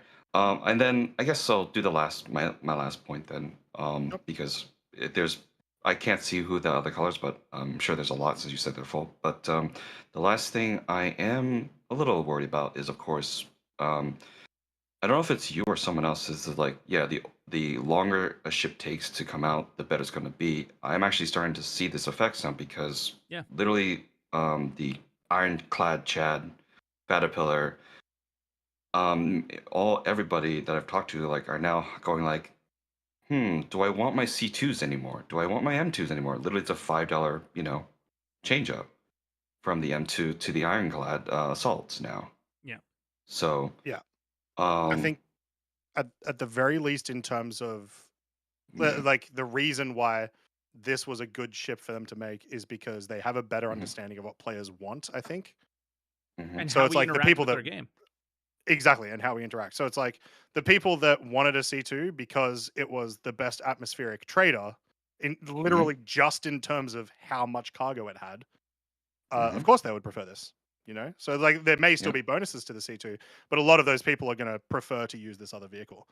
Now, luckily, most of them can just melt it and buy it, so they don't have to super invest any extra money or anything. Yeah. But I think that's kind of like what Mike was saying. It's just it's a symptom of them understanding the player base and what the game actually is. It's now, not a overly lot more. negative. Yeah. It is. Yeah. It is not the classic. It is because it's super power creep, but it is not entirely a bad thing. Yeah. It is a majority good thing, and then you have CIG marketing garbage stuff like how much better it is than other ships in terms of how much cargo, blah blah blah blah blah. You get that in there, but just from the general design, if this had 696 SU of cargo or whatever the exact 600 and something that is in the C2, this still would be the best cargo ship in the game. Yeah. And I am also very excited now that they finally are, if it is starting to feel like a game. I am seeing a lot more people recognizing it as a little bit more than a tech demo. It's still tech demo, but Slightly. it's more gaming than tech demo. Yep. Even from outsiders. But back to the thing though, there is one more ship that is in that $400 price range that I do hope they apply what they learned. From 10 years of watching us become the greatest testers ever, is the Genesis Starliners. I melted mine. I do hope that's what this ship is going to become. Gotcha. Then they make a better version of Genesis Starliner. You see them making that anytime soon? I don't. They've tried to reprioritize it a bunch of times over the last couple of years, and it keeps getting pushed. So someone's fighting for it, but it keeps not happening. Yep. Jared is the all only right, one. then. Yeah, Jared and all the people who bought it. Yeah. Yep. So I do hope they clarify that opening roof. I want to hear more about the fabrication. As you know, as soon as I hear crafting, I am all board. Yeah. Yep. All right then. I don't want to take any more time, and thank you so much for having me on the call, and thank you all for your doing, and hopefully Gravlevs get into a better place, and that's actually my last point. Yeah, hopefully, because dang, hopefully we could talk for another 2 hours about that. All right, War. Yep. Cheers, WarBot. Yeah, man, dude, the Gravlev feel not good, and they did, and on SCL they said they don't know what the problem is. Quick thing about that. So we had the finals of the S7. Like obviously you got to do a bunch of the Gravlev today, but we had the finals of the System 7 at the same time. You've got to do 4 different vehicles across the. It's like a relay type thing, which is very cool. But the last section is Dragonflies, and anyway, so 3 teams finished out of 14. Almost all of them died. I think barred like maybe 2. All of them died in the Dragonfly section. It's just so rough. Ugh. Yeah. Yep. That's not good. Anyway. All right, let's get to our next caller. Yep. Riley, how you doing? Riley, one more time. Going? Riley, say nothing if we're the coolest Star Citizen podcast. All right, Riley going once, going twice. Sold. All right, let's bring in Moldan. Moldan, I know you. He just unmuted. And Riley just came back, so we'll try again with Riley after. Yep. Moldan, how you doing? No. Hey, what's up? Oh, there he is. Okay, I was going to say everything was working so good. We're back. So, I was gonna start with the ammo reload thing, but you guys talked about the Liberator, so I think I have a way to start with it and go into ammo reload. Cool. Okay. So that post on Reddit with the Liberator, it had a lot of tanks, but the amount of tanks that were placed there was the CIG copium amount, where they just placed them as close as possible to each other. Like if you look at the presentation of the Liberator, they say it's 3 vehicles, I think, 3 ground vehicles, and it's like 3 extra large ground vehicles. So they mean the Nova by that. And obviously it's not like 8 overall, but yeah, that's just my point towards the Liberator still having like its own place. And the Liberator is supposed to have a feature I've not seen at any other ship. It's the automated PDS turret. Like I guess it's not gonna be controlled by anyone. Like it's gonna be AI by default, which is. I mean, they could do, right? It essentially, like we have, when you steal an Idris, the AI are technically automatic and they'll shoot at whatever's red. So, I mean, essentially, it's just the same thing. So, but like the question will be if that actually happens or not. Yeah, and it's also a like point defense turret, which means it's not gonna fire against ships. It's gonna be more against like projectiles. So it's gonna be different, definitely. And yeah, so this kind of is trying to fix the waiting room. Also, the Ironclad is listed as being capable of repairing large vehicles, just vehicles. It doesn't say ships. The Liberator has 3 spots where they specifically say that it's for small ships. So there is a chance that if we have automated repair, the Ironclad is not going to be able to repair the ships. It's just going to be the vehicles. Yeah, I would imagine so. Even with that respect, like it also seems like whatever the deal is with that maintenance bay is going to be the relevant part there, right? Like because it could literally just be, we have put a workbench for you to put some tools on, and we've put a little bit of storage here for you to get some modules out, and that's it. We don't know how like heavy that goes, right? So yeah, exactly. Like how like manual it's gonna be. Because if it's gonna be manual, then you can repair any ship you want as long as it fits in the hangar. You just don't care. Exactly. And this is kind of leads into the armor reload feature, because like unless they do some very like like the way they did with like the initial implementation of the hull munching, where it was simplified like hand wavy magic stuff, unless they do that with ammo, where you just like, I don't know, go up to the gun that you want to reload and just attach a container, then that becomes invisible because it just reloaded. This is gonna take definitely past 4.0, definitely past engineering, because they have to remake almost every single ship to add this.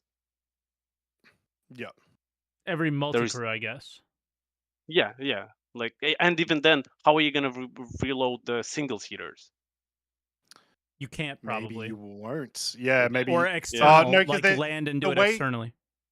Yeah, the way that they talk about it, you would still be doing it by hand. But so you ready? Yeah, because you want me to like calm your fears down slightly? The Go ahead. between one patch, the Reclaimer, between 2 patches, the Reclaimer went from doing nothing to creating 1 SCU boxes to creating from anywhere between 1 and 16 SCU boxes. It's not that hard to make something where you put a box in and it reloads something. Yeah, I agree. But yeah, that's just like they said, they have 140 ships in game. They need to go over each one. That's like, and we just talked like maybe the single seaters won't be able to. I'm sure, for example, the Inferno will be able, because there's like a whole discussion where a whole portion behind the gun is a ammo reloading thing. So can I calm you down again? They may have, over the course of the last 2 patches, been working through every single ship in the game to put resource network on it. That would be great. I mean, so if they could do that, theoretically, this is just another resource to network. Yeah. So it might not be as bad, But I am in agreement. It's a lot of shit to do, obviously, right? Yep. But they seem to be doing a lot of shit lately in comparison to the last 5 years. So is it that doomy? I'm less doomy than you in this case. It's just I still feel like it's not going to be that as soon as people might be hoping it would be. I still feel like there's work to be. I mean, they did say it was, and at this point it's 2 months ago now, or they did say in a monthly report that they already had 10 ships ready with the resource network. So they are making progress at a really fast pace. It's just, I mean, also you and I have done a lot of engineering. Define ready. So yeah, obviously that's true. And it's just, I hope that when it does get forced into the game, when I say forced, it's that everyone will be forced to interact with it. It's not gonna it's gonna be a thing you can ignore or you choose to use it. It's definitely gonna be forced upon everyone. I hope that as much ships as possible are gonna support it, because it's either gonna be the ships with engineering are gonna suffer, or the ones without it are gonna suffer. It's never gonna be both of them are gonna be fine. It's unless they make it, or every single ship makes it in with 4.0 with engineering, which is, I don't know. I'm not ready to hope that much, Copium. Yeah. I mean, I don't know. I don't think it's necessarily Copium to think that, because it only really matters for the large ships. The small ship, like, what does engineering mean for a Gladius? Almost nothing. I mean, it could mean a lot because all their components are really close to each other, but it's. I mean, in terms of like things that they have to alter on the Gladius, I imagine would be quite small. If there might be an engineering panel on it, you never know. But what do you do? That would be interesting. You know, like turning components on and off through that way. I mean, we have. What will likely change is your power panel will change to an engineering panel, and that's about it. Yeah, probably. Right? Yeah, you would just have an MFD with just a new MFD. Most likely. Yeah, the big thing that I'm like, how are they going to get that in by 4.0 is like the fire propagation and the rune system actually working. That feels incredibly optimistic to me. Me too. And they seem confident about that one. Yeah, very, very, very confident about that. So yeah. Croncy, one of your favorite ships, has a real big problem with that. The Valkyrie does not separate the cargo space from the living space at all. It's just railing. It is a big ass room, yeah. That is true. Just don't open the doors in space. Easy dub. But is there the whole ship? No, there's a bottom area pilot is separated. The pilot's separated, and then there's a bottom area with the jump seats. That's separated. I thought the pilot, you just go up a ladder. No, there's a door. There's a door. Okay, then that's okay.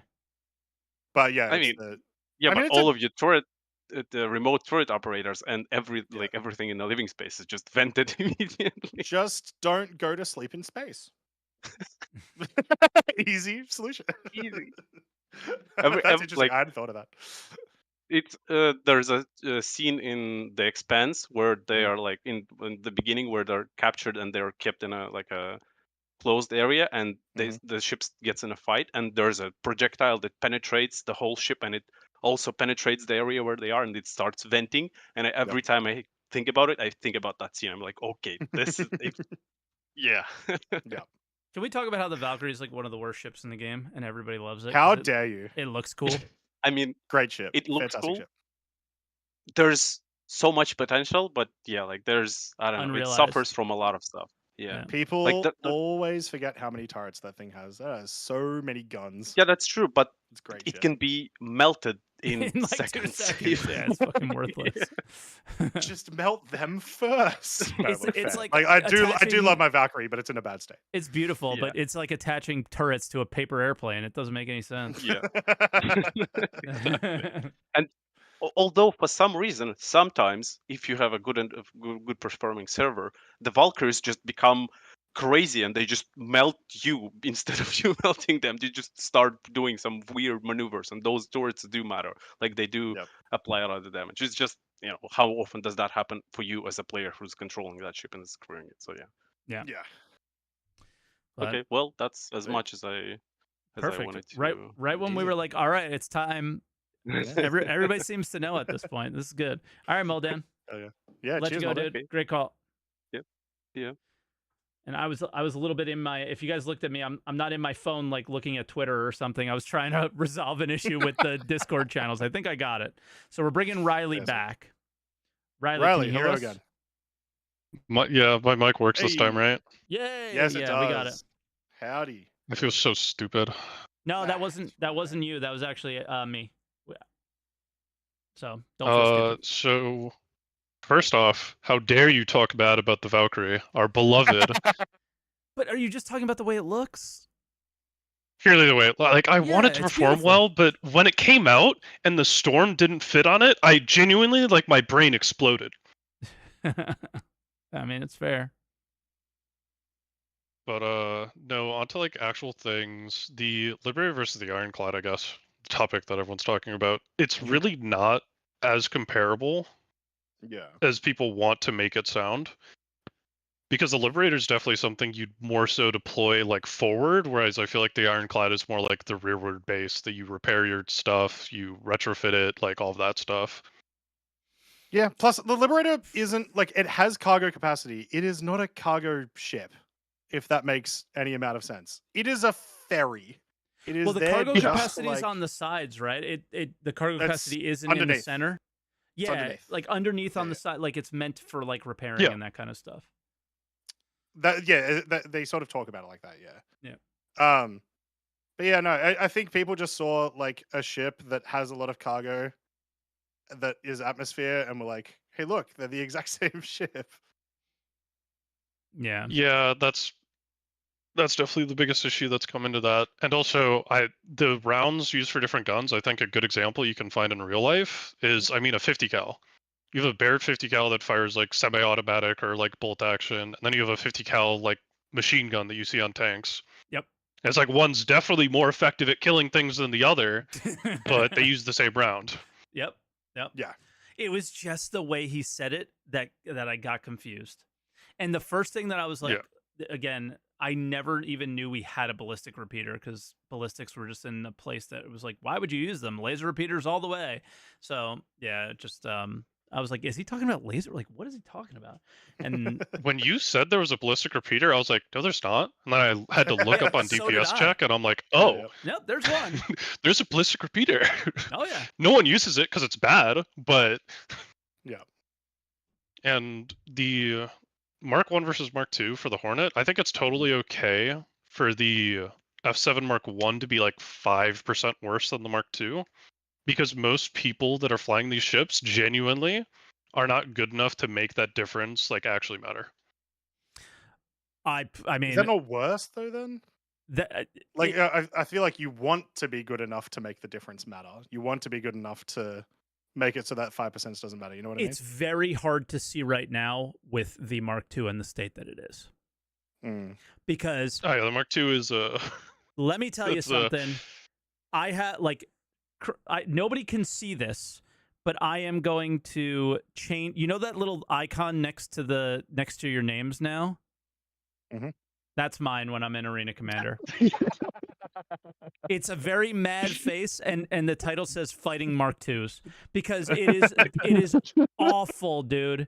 It is awful. I unfortunately, because streaming, the moment I go into an Arena Commander, all of a sudden you hear beep, beep, beep, beep, beep, beep, beep, and then red icons flying towards you. So I play on an alt now, and my alt doesn't have any ships on it. So I don't have access to the ships that I have. So I don't have a Mark II. Well, I don't have anything. So I just have a REC purchased Buccaneer, and trying to use that against, you're just dying 2 seconds. It's so brutal. So you have to play this like horrible play style. It's really boring. It's ruined the game in a lot of ways. The just bug that's there. I know they want to fix it, but yeah, it's hard to understand the point you're trying to make currently, right? Because it's not 5% better. It's 500% better. So it's like super weird. I think it's like in the future, I guess, would be more so what I'm looking at, because right now the Mark II, I mean, I was talking in the Shadow Moses Discord, it's hilarious to watch like Virgil get into it or like Fresh as Ice get into it. It's like, oh man, this guy just obliterated like 5 people in like 30 seconds. It's not fair. Yep. There is nobody not in a Mark II that is 20-0 in the lobbies. Right? I am so happy with my kill to death in my last run yesterday. I went 8-5 in the Buccaneer. And all 8 kills were on Mark IIs, but I was sitting there like a rat waiting for their shields to go down, and then and I was like, yes, gotcha. You know, and then I ran away. I was like hiding in a corner in space. He's exfil camping, but like in the open space. Yep. Yeah, everyone can see me, but I was just sitting there waiting. Yeah. And I actually didn't realize the Hercules, like, I definitely understand where it seems like the Hercules is just outclassed, because it's like, what, it's 600, 700 CCU is the difference between these two things? Oh, we'll see so it's on 696 that POV. versus 1500. That POV can change completely by mid next week. It all comes down to how they are dealing with cargo going forward. You're not taking your C2 down to a small outpost and like think of Pickersfield right now. You're not going there with a C2 and filling 600 SCU cargo anymore. It sounds like they want to make that not possible. So it we'll see on that front if we're looking at ships solely based on more cargo equals better. Yep. So I'll hold you up on that point a little bit until we know, but your point is 100% valid at 323.1, right? Well, also, beyond that, just being the SUs, everyone who's flown a Caterpillar knows, no one likes flying a Caterpillar. That thing is so heavy. You take that back. You take that back. Like, I remember that thing is funny to drive around. Yeah. Yeah, I got it for Invictus Flight Week, I think last year was the first time I flew it. Yep. And I had been coming from flying the C2, and I'm like, what is this? Why can't I get off the ground? Like, you're fully laden, and you're just like, why do I have to boost to get off the ground on this planet? I love it. Oh, just meanwhile, to the jump C2 in, is just like... Everybody who's in the green room right now, we're not taking any more callers because we're going to go way over time, especially because Space Cutlet's the last caller. So we're putting a timer on his ass because he's been a regular on this show, and we know what's coming. Yeah, and then I guess one last point is a lot of people were freaking out when they saw it's like, oh my god, the Ironclad has 4 size 3 shields. How are we possibly going to deal with this? And they don't realize that what Sig's been saying in like the background on some of the posts is that a lot of shields are going to be redundant shields. So you choose between what components you have active. So if you have all 4 of those shields up, you lose guns, you lose life support, you lose gravity, stuff like that. So I really don't think lots of implication with engineering and how that'll affect. Yep. Those sorts of things, right? Mm-hmm. Yeah. Yep. Yeah. So that's it. Yep. Cool. Pleasure talking to you guys. Of course. Yeah, awesome. We appreciate it a ton. It was a great call. Yep. Everyone. All right, Riley. Great one. Riley. I know. Riley came in and was like, I'm such an idiot, or like feeling embarrassed. It's a great call.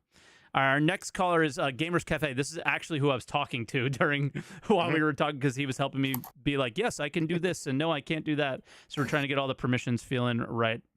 All right, gamers. How you doing, gamers? How you doing? Not bad. Yeah, so just very quickly, I can't see any room unless you drag us into them. I like that idea. That's my preference, but yeah. You sit in your little waiting room by yourself. Mike, you were supposed to be the chosen one to not buy the Ironclad. He hasn't yet. I didn't buy it, and I'm not spending any money on it.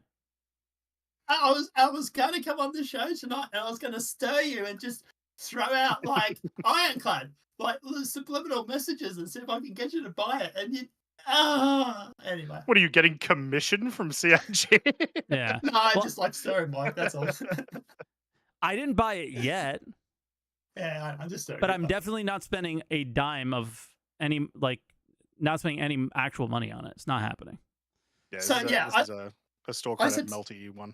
Yeah. Yeah. So I said to people that because I made a video about it, that if anybody actually wanted to did buy it with LTI, just buy the Pulse and then use your store credits to bump it up to the CCU, which is the Ironclad, and that way you still get the LTI with your store credit.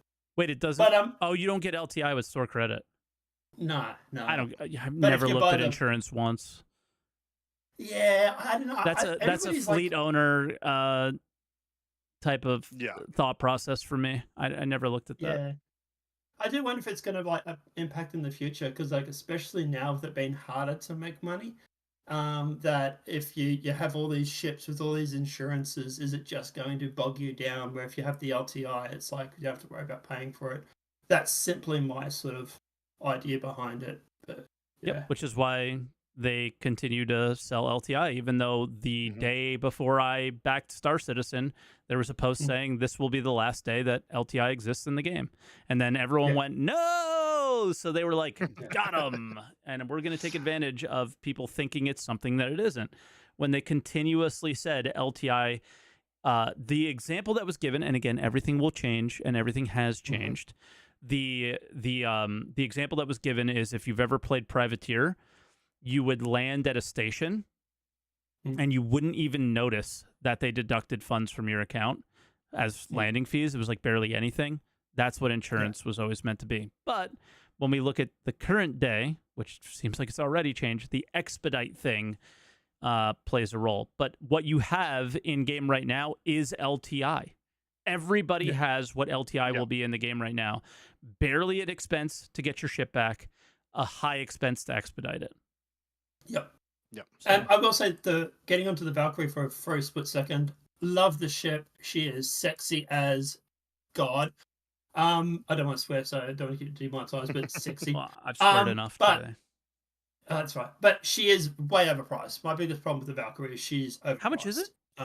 That's it's like that good old dropship tax. Yeah, she's like 670 or something, I think. Oh, you're Australian. You're Australian, so that's like $12, right? How much is it in freedom money? Yeah, it's like $375. There is a dropship tax that exists, which I imagine is just how many seats. I know, it's crazy. It's like, how many seats does it have? Let's add like $25. I don't for get each it, seat. dude. That is the weirdest thing.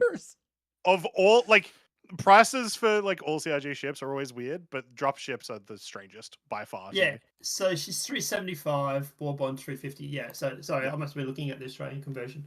But yeah, she is a beautiful ship. But this is what I was telling you when we were talking about it last week. I was saying, or the week before, I was saying about the ships that don't have these doors that separate living spaces, and I was mentioning the Prospector. It's exactly the same thing with that. If you open those side doors, bye oxygen, and especially if they're talking about bringing in like O2 canisters that you're gonna have to fill and use those to pressurize a ship. Like, can you imagine? They'll just have more or bigger ones on this one, would be my guess. Would be like, but design flaw, therefore we countered it with this. I don't think they want it to be like shields. Maybe that as well could be a thing, because like we have those in our hangars, right? That's a better solution, to be honest. But then that's pretty OP compared to other ships, no? Yeah, true.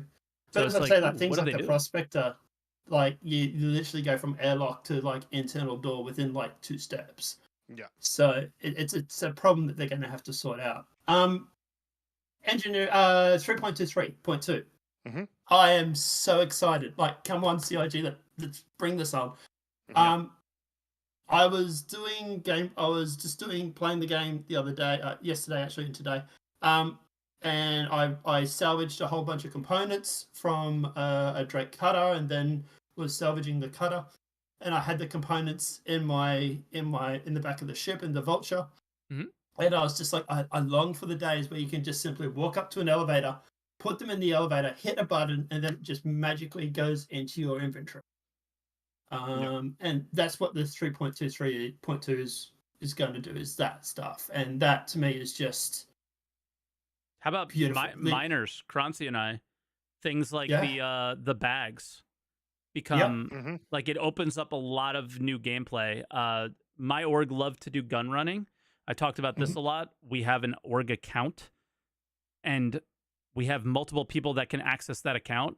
So our org hangar could be open to members of our org well, not 24 hours a day, but as many hours of the day as there is somebody in leadership online. Like, there's so many like little avenues of gameplay that this opens up. Oh, I never changed the name of the caller. I saw you guys typing caller. My bad.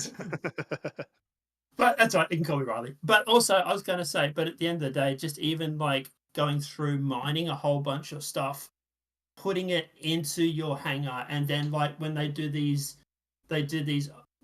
missions where like, hey, we need like 10 kilos of iron, and you'll be like, great, I've got that in my hangar. I can go bring that down in an elevator, throw that into the back of my C1 or whatever it may be, and fly it over, and I've got that on hand. Oh, can we talk? That's one thing we didn't talk about. They talked about mining missions this week. Yeah. Yes. Yep. Like, you want to take a moment together, the three of us, and talk about that for a second? Because yeah, I think I don't think it was very. I think we're all miners, aren't we? Yeah. Yeah. No, I think it's interesting because the way Elliot described it is not the way I envisioned it necessarily, because he made one minor interesting comment of like, we could go and buy it, but mining is very different than commodities. There's raw ore, and then there's the commodity ore currently. So what are they doing with that? And then Gamerscafe just mentions the idea of like storing your ore in your hangar for a while, getting a mission, and doing that. Stockpiling it, yeah, stockpiling and things like that. Obviously, if you were to go and buy a raw resource, it would be significantly less profit for you to complete that mission. But it's very exciting. I'm very excited. Sure. That's the thing, right? You could literally be sitting there and a mission pops up saying, like I said, well, we need 10 kilos or 100 kilos of iron. And you'll be like, hey, great, I've already mined that, stockpiled it in my A hangar or B base in the future. And it'd be like, sweet, yep, no, accept that. I'll get that to you within an hour, and you just simply take it out of your reserves. And then when you've got free time, you can be out mining and stockpiling that and throwing it back into your base and just constantly repeating it, just rinse and repeat. Yep. But yeah, I'm really looking forward to. Apart from that, obviously, the next big thing is obviously the 4.0 with server meshing. God, can we please get server meshing in? I was so impressed with how Invictus was running this week until I tried to do a mission when the Ironclad came up for sale, and basically the servers had an aneurysm and died. Yeah, just everything. I did hear that, like everything RSI related just collapsed. It was wild. Like the missions were like waiting like 15 minutes to come through. You'd turn up and they'd be like waiting, and you'd be like, can I get a deck of cards? And then like the ship would finally pop in, and then you'd be like, great, I can start salvaging. And then you'd realize that the salvaging is also tied to the server performance, and you're like, oh. I think I ended up losing 20k because I tried to do a mission, I just couldn't do it. And I was just like, yeah. But anyway. I had an interesting thing happen today. I was salvaging the panels, and I had a recovery happen. The panels stayed right in front of me. They actually duped themselves. There was double. But I thought they were going to disappear. They didn't. Do you think they're going to... Yeah. You've sort of mentioned this before. You think they're going to do a wipe for 3.2, 3.2? I think they need to. Yeah. Will they? They might just wait for 4.0 and say, fuck it. We'll see. Like, the little space trucker part of me that's been grinding out money and got to 183,000 already is just like, no, please don't wipe. But then, like, seeing all the ships over at Area 18 at the moment, they're just parked there because of the duping, and you're like, wow, this is a massive problem. Yeah. I tried to sell materials for salvage for the past 2 days, and I would fly from one station to the other station to the other station, and I could not sell it. I still could not sell the construction materials and the resource materials. I think I ended up jumping four different locations, end up staying, I think it was at New Babbage, and then just constantly going back and forwards to the machines over and over and over, just waiting for it to reset. It was absolutely insane, and that's all just because of Dupers and stuff. Yep. Orison, I've had no problem. That's where I've sold, and I've never had an issue there once. But other people said they couldn't, so who knows? And I found nowhere that would sell the construction materials. That only place, like, it was like $1 or $6 or whatever it was for a box, and that was it. Yeah. And it was like, I've literally broken up an Arrow. Admin. And yeah, I've made... Sorry? Admins buy them. Yeah. But the places where they were buying it was like $6 for like a SCU, and it was just, it was like I've like, don't get me wrong, I got my money back on the resource material, on the not the construction material, the scraping. I got my money back on that, but the actual the construction material was just an absolute waste of time because the money was just overinflated.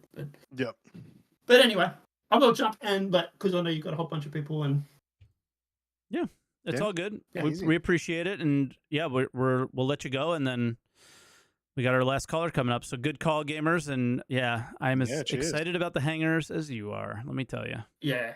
Right. So I'm looking forward to it. All right, bro. See you guys. Catch up. Bye now. All right, and our final caller, Space Cutlet. What's up, dude? Cutlet. Yo, what's up? It's the end of the show, guys. Bye. Cheers. That is the shortest Right. Space Cutlet I honestly don't know what I'm doing appearance. Yeah, What I are don't know you what doing I'm here? doing here. I was chilling in a Discord, and then you called me out that I'm gonna queue. I was like, what? Wait. You didn't hear me I moving was like you back and forth doing through my channels? stuff, like talking to my wife, and then I realized I'm with you guys. Okay, whatever. Let's go. You What didn't do we hear do that here? I was We're moving discussing. What do you want Yeah, to no, discuss? I didn't hear it because I was like headphones off and all that, and then I realized I'm gonna queue. What do you want to discuss? We were talking about all things that are I going have on. no idea what I want to discuss. I heard you guys talking about the mining stuff. I want to deviate from the mining stuff to the mining stuff, but to a little bit of a different mining stuff. Go for it. Sure. What? Everyone forgot about the ROC mining, by the way, and it's not on site. I just want I forgot about it when it got released. It's my actually, favorite mining. Yeah, it's my favorite mining too. Hey, totally not on topic. Just remember that. I want to, maybe some devs are listening and yada yada. That's been totally abandoned. Had no progress over the years, basically. We have a wonderful Rock DS everyone memes about, right? And we had missions coming in like Wake of the Disaster, in the Wake of the Disaster, right? Which kind of aims to funnel people to fight over a certain profitable stuff. Just want to make a little deviation here. How about like making similar things to rock mining, where something like an volcano eruption happens somewhere at the moon, and you're sold the coordinates, and you fly there, and there's like a few hundred of headnite or something rocks, and then there's a PvP location with ballistas and all of that deployed. I mean, would be fun. I remember this like vividly. Yeah. Is that when the salvage missions were in production, mining missions were described exactly the same. They just called them resource missions or something like that. And Wake of Disaster had a different name. It was called Resource Rush because it was meant to be speculated both. on this. Yeah, we speculated back in the day on this, and it would like provoke such a different type of gameplay where you would be sold, or it could be free, just like whatever you buy in, it's free, doesn't matter, and you like fly into the field with a team, because solo it's gonna be just death sentence, right? You fly in with a team with whatever, in future Ironclad, right now probably like a C2, and you deploy few ballistas, few whatever, you have like air support, and there's a shit ton of the small rocks, and you have multiple rocks dealing with that. And then we can propagate this on Rock DSs, just give like a Rock DS driver a second arm, one mines, another one just scoops, and all of that copium stuff. Wouldn't that be great? It would be great. I mean, it probably would, but they totally forgot about it. Is Wake a success? That's the only thing. Wake is. I think it was a success in philosophy, but not a success in practice. Yeah, if that makes sense, exactly. It's where a it was like, success in that's philosophy. a good idea. Yeah, it just maybe wasn't implemented the best way. Wake doesn't suck. I think actually, it's all about the values. Why? Yeah, it's all about the values. I think it's all about the values, how much it costs, how much you earn. Because at some point it was good. We had a lot of fun, right? Cutlet way back when it first happened. Yeah. And somewhat recently, when I was doing Zero to Pirate, we actually saw a reclaimer warping into middle of nowhere. And because in Zero to Pirate we're low on funds, we were like speculating for 5 minutes, is he going to the Wake of the Disaster? And then I made a call, okay, we're spending 200K. We did spend 200K, and we got him, and we earned like $500,000. Hell yeah! It was like a very interesting gameplay. We were waiting until they pick up the last ship, then we rush in, like disable board. It was crazy stuff, but it just has to happen more, right? Yeah. It just has to happen. I think it happens more, like you said, the values, but it's less the values of the things that we have now, and it's more of just creating value, period, in the game. And more players in a server, and then all of a sudden everything changes, right? But let me that dream has been waiting forever. Let me see if I can get these memories from you guys. Do you remember 2, maybe 3 years ago? I think it was like the first online CitizenCon. They were talking all about dynamic events. I think we had only had Xenothreat at that stage, and they were talking about what they want to do in the future and how it's all going to work. And the example they used was a feature called Gold Rush, a dynamic event that they've mentioned like twice and has disappeared completely. And the entire thing was exactly what you were saying, Cutlet. It was, there is a massive concentration in this one area of some type of ore, whatever it was. Fight over it, exactly like how essentially like how Wake of Disaster happens. That'll work the moment they make crafting. I think like crafting becomes valuable, a thing that people want to do, and the things that you craft are valuable, like the values mattering, like Cutlet says. Then that's the moment you have people going to Wake, and the moment you have people going to whatever Gold Rush is, Resource Rush, whatever they decide to do, right? Overall, this is totally not a new concept. Not that we are like coming up with some groundbreaking game design decisions right here at A2C, because like there are games that are focused on that. Like there was a game long ago called APB, where it was like basically like GTA, but it was a city, and there were 2 factions, cops and criminals, and the entire game revolved about one group in a faction taking a mission to deliver like A to B or whatever. And the moment that mission was taken, a opposite faction would get a counter mission. And because on every server there are multiple groups, someone would take it. So they have to counter that. So it starts with like a PvE thing where you have to do X or bring A to B, but you get countered by players, right? And that what like I think SC lacks at the higher end of missions and whatever, mining whatsoever. But anyway, that was a little bit of a deviation to the ROC mining. As far as I understand, you're like talking about the Ironclad and all that. Yeah, I don't know how you might feel about it because I missed you. Yeah, I missed your emotions on that, but it's the perfect when I saw cargo Ironclad, ship. I started crying. Okay, it's the perfect cargo ship. It is the ship that there were 2 things that brought back emotions looking at the ships for me this past week or whatever.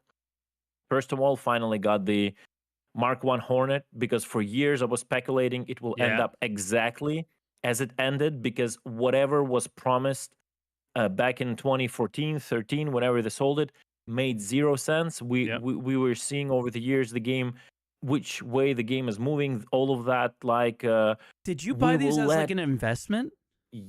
Yeah, not as an investment. I like what brought me into the game initially was the video of like the initial promo or second promo video of Star Citizen, where at some point they show the Hornet of like flying in open space and articulating all the thrusters, and it was like this military Hornet.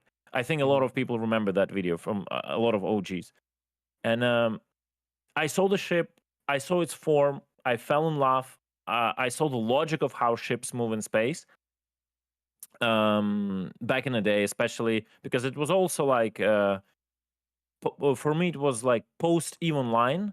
And Even Line was completely different point and click, and I was like, oh my god, that is fantastic. And that form factor of Hornet was just embedded into my head like forever, and that what sold me the game. And just to be clear, Cutlet gave the F7A Mark 1 like upgrade thing to like some of his friends. He gave one to me. I think you gave one to Noodle. I don't know who else you gave it to, like maybe some of your org mates. One to Vection. One to Vection. Yeah, so like randomly this little $20 upgrade that Cutlet was like gave to me, and I was like, oh my god, that's so awesome!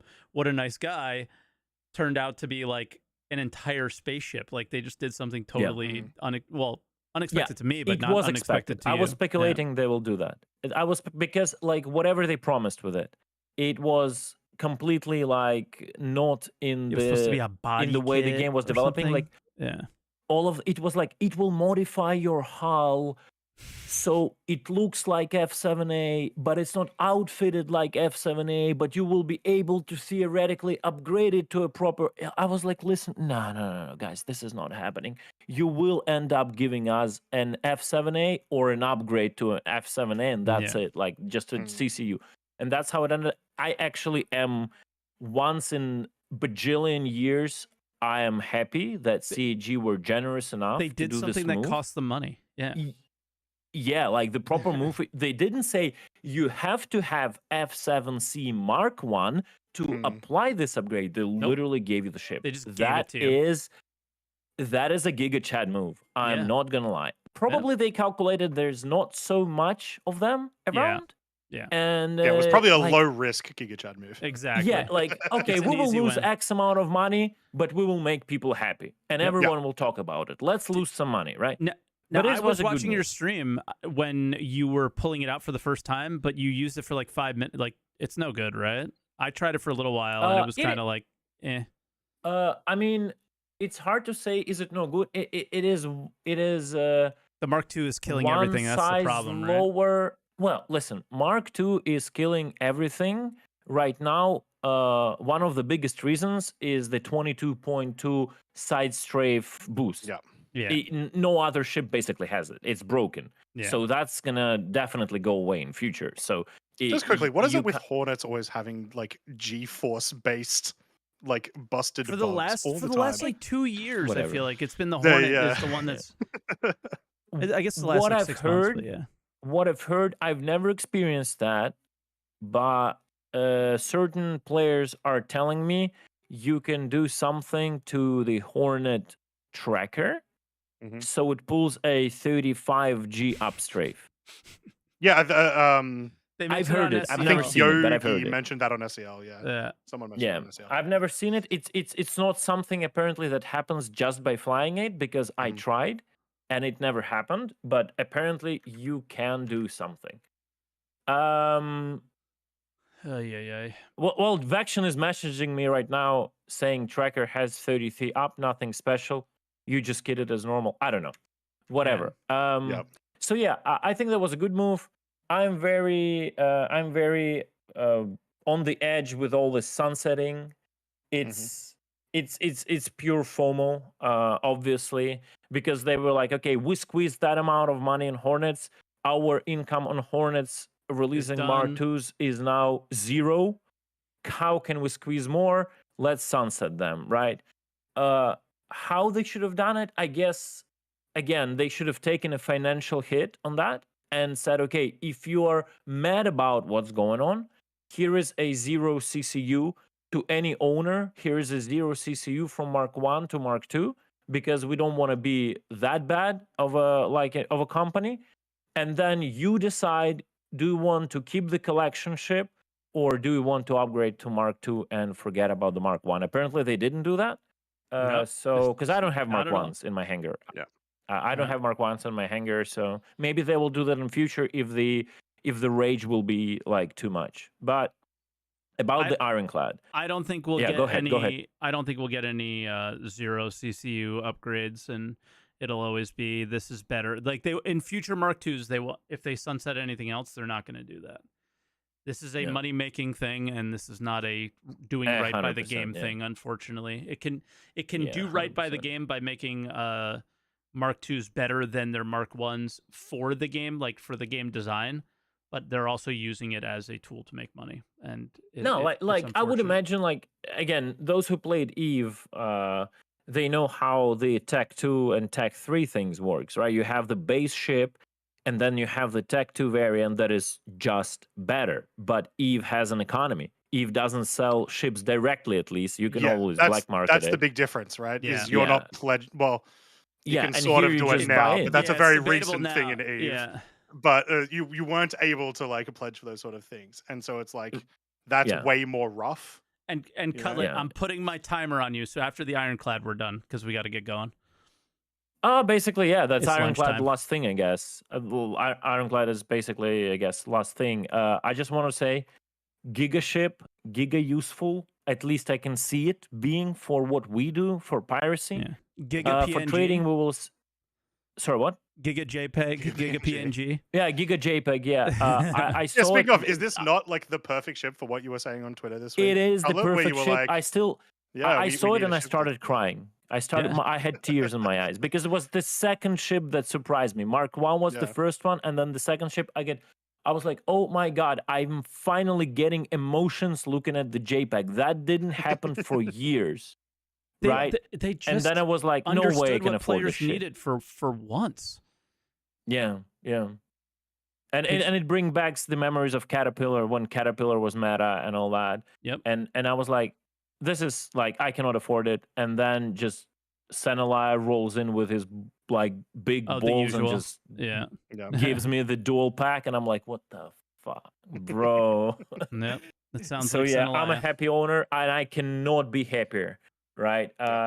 One thing before we call it. Sorry, one thing. Firebird. Classic Cutlet. Mike, what do you think about the Firebird? I think I fought it in Arena Commander last night, and I want to punch a hole through my monitor. That's what I think. It's annoying. Annoying like what? Like with missiles? Yeah, the missiles, I couldn't shake them. The ones, the EM missiles, they're cancer. Mm-hmm. So it's just another example of missile ships only work when missiles are broken, and that's it. Like I think the. But what do you think about the marketing of the Firebird? I don't know. I didn't even really pay much attention to it. With the idea feel of nothing? it can fire more missiles than anything else kind of thing. That shit. No. So what are you referencing? I'm referencing the original Hornet. Original Saber. Okay. Then the Intel Raven. Yeah. And then the Firebird. And then the magical normal Saber that is coming with dampener, and then the delay of a Zeus MR. What do you think about that chain of events? Anything? No, I don't care about ships as much, I guess. Yeah, I don't have as. I get emotional about industry ships, and I have absolutely no connection to any combat ships. Yeah, so I feel like nothing about the red bubble ships. The red bubble ships are your Ironclad, right? My industrial ships, as for you, right? Yeah. The dampening ships. So here is like people will probably hate me on speculating about it, and I you should all put on the tinfoil hats right now because they really make it sound like it's gonna have a dampener. So all put on your tinfoil hats. I'll tell this. And I'm out. I will not take any more time. Okay. So we had a Raven, which kind of Saber, but it's not. We had a Raven. Now they create a Firebird that is red. I would make a joke about the AMD, but whatever. And Saber is a combat ship. Raven was a utility ship, like combat utility ship. Yeah. And Firebird definitely had to follow the combat utility also. Blue EMP, red dampener. But then the marketing team kicks in. And said, "What is this shit? We're not gonna sell this. We're not gonna waste this beautiful asset to sell it to the nerds who actually use dampener because that's like fraction of our audience. Where can we use this asset really? Yeah, this beautiful asset because it looks." Because this is a damn cool looking asset. So we will scrap the dampener and we will give the middle mouse click shape that every single person can do no matter what their skill set is. I see. Okay. So it sells better. Right? So your tinfoil is that it was going to be a dampener. It was going to be a dampener, and then the last moment marketing screwed that, and then the director of sales department, John Crew, comes in and hints that we're gonna give you the another Saber with a dampener, Because you know what, guys? Because the guys who use dampening ships, they're so degenerate that they will buy a flying box with thrusters if it has a dampener. They don't care on the looks. This is all They don't very care. based and true, though, because anybody who uses a And dampener, confirmed. I believe it's also confirmed. He's speaking like he's looking at himself in the mirror while saying this. Like anybody who buys a dampener, anybody who uses dampener ships will buy all the dampener ships. So exactly, it's true. It doesn't matter what they look like or anything. We will feed you all the trash down your throat. Yeah, we will not yet have a beautiful ship because we want to earn more money on it. So we will give you the normal saber. We'll just strap on like Drake does a dampener with a duct tape on it and sell it to you. You will buy it anyway. You're not getting actually a cool looking ship, right? And then Firebird sold bad because it's trash. So they come out with a statement. We will give you twice more missiles and more stealth. Why would you give the ship more stealth? I equipped the ship, and the guys in a PU, in a 0.1 patch, were not seeing me from 2.5 kilometers. How much more stealth you want to give to the ship? What is going on here? This is insanity. They're just doing this to sell it. It's crazy. Guys, I was wondering if no one buys Ironclad. If no one buys Ironclad, will they give it another row of cargo? Probably. Maybe we shouldn't buy Ironclad? So they give it more cargo? I don't know. It'll double its cargo. But go ahead. The idea of it's already like if you notice its stealth in the game now, it's already very stealthy. It's already and they're increasing really it. doubling it. They're doubling it. It's crazy. It's crazy. What? Like why? So yeah. Why? Yeah. And then look at the event. No. It's the same story. It's the same story. 1 minute. 1 minute. 1 minute. It's the same story. And then they do that with a Firebird and the Saber dampener. And then John Crew just waves his hand and tell us that the Zeus MR is getting delayed by like probably half a year, and maybe we're gonna see it at the end of the year or something. Bye, Mike. This is my show now, right? And like he's like, okay, we're gonna sell you the QD Saber, and we will put your wallets on a cooldown, and then sell you the MR half a year later. It's crazy. I'm done. He hasn't breathed. There were no. Drop in the mic. Drop in the mic. That's I love it. We love that was you, great. Cutlet. That was great. I could hear the whole time, but no, it's weird because we're still purely speculating on the idea of there being a QED, but we speculated on it, and then John Crew comes out and says it's the ship that you were probably speculating on. What was the other speculation? So it has to be right, and then yeah, we'll see, but. You're very based and true. Like it's they do these things all the time. It's so the people look at the Hornet and go, they made that thing bugged on purpose so it sells. It's hard to argue against it because it happens all the time. Probably not true, but it happens all the time. Then every time they said it's not true, but every time it happens. Yeah, every time they say it's just a bug, but every time it happens, it's crazy. I don't believe it anymore. But this time it didn't happen with the Firebird. The Firebird bad. Or not as good, and then literally made it better because it probably didn't sell that well. Like, it's pretty silly. Yeah, you can just spam missiles. It already does it. Like, you have no skill, you spam missile. I took the Firebird, and I was just salvoing people, and they were just dying in Atmo. What do you mean it doesn't do it? It does it. You just salvo a guy, and he dies. Yeah. Yeah. Well, anyway, the big thing is it doesn't look like the updates have made much of a difference, probably, to how many Firebirds have sold. It looks like it's mostly just been Drake stuff. Yeah, I just don't think people cared about it as much. I think even though missile boats are easy, I don't think people like them or care for them. I think it is less likely that it has anything to do with how powerful it is or wasn't, and much more likely that it has to do with it's just not the kind as of I said, scrap the unknown Saber variant, give Firebird a QD, leave it a missile boat. It's going to be a QD missile boat, and it's fine. It's going to be really good. That would be sick. Yeah, I'd be keen on that. Make a dampener missile boat. That would be actually something different. But nope. Not yet, at least. All right, Cutlet, we'll let you go, though. I got to eat. Croncy's got yeah, to man. Thanks for having me. I'm sorry stealing the show, as always. I actually didn't expect to be here, but I randomly ended up here. So I'll catch you later, guys. Thanks for the fun talks. Always cool. Yeah, cheers. I watch Cutlet every day, but I watch him on YouTube. It's pretty funny. I always watch Cutlet on YouTube, and he gets mad. He's like, "Why aren't you in my Twitch channel?" I just type in the YouTube chat. But yeah, Cutlet's great. We love Cutlet. In case you guys don't know Cutlet, he's another Star Citizen streamer. And he just posted a YouTube video today, actually, about how to use the dampener. So check him out. Good friend of ours, and great guy. So love Cutlet. So if you guys haven't, make sure you hit follow on his channel, okay? Please do that. Yep. And I think that's where that leaves us for the day. Pretty much, yeah. I do just want to bring up one thing, which you'll be doing in 2 weeks' time, and that I'll be commentating on 2 weeks' time.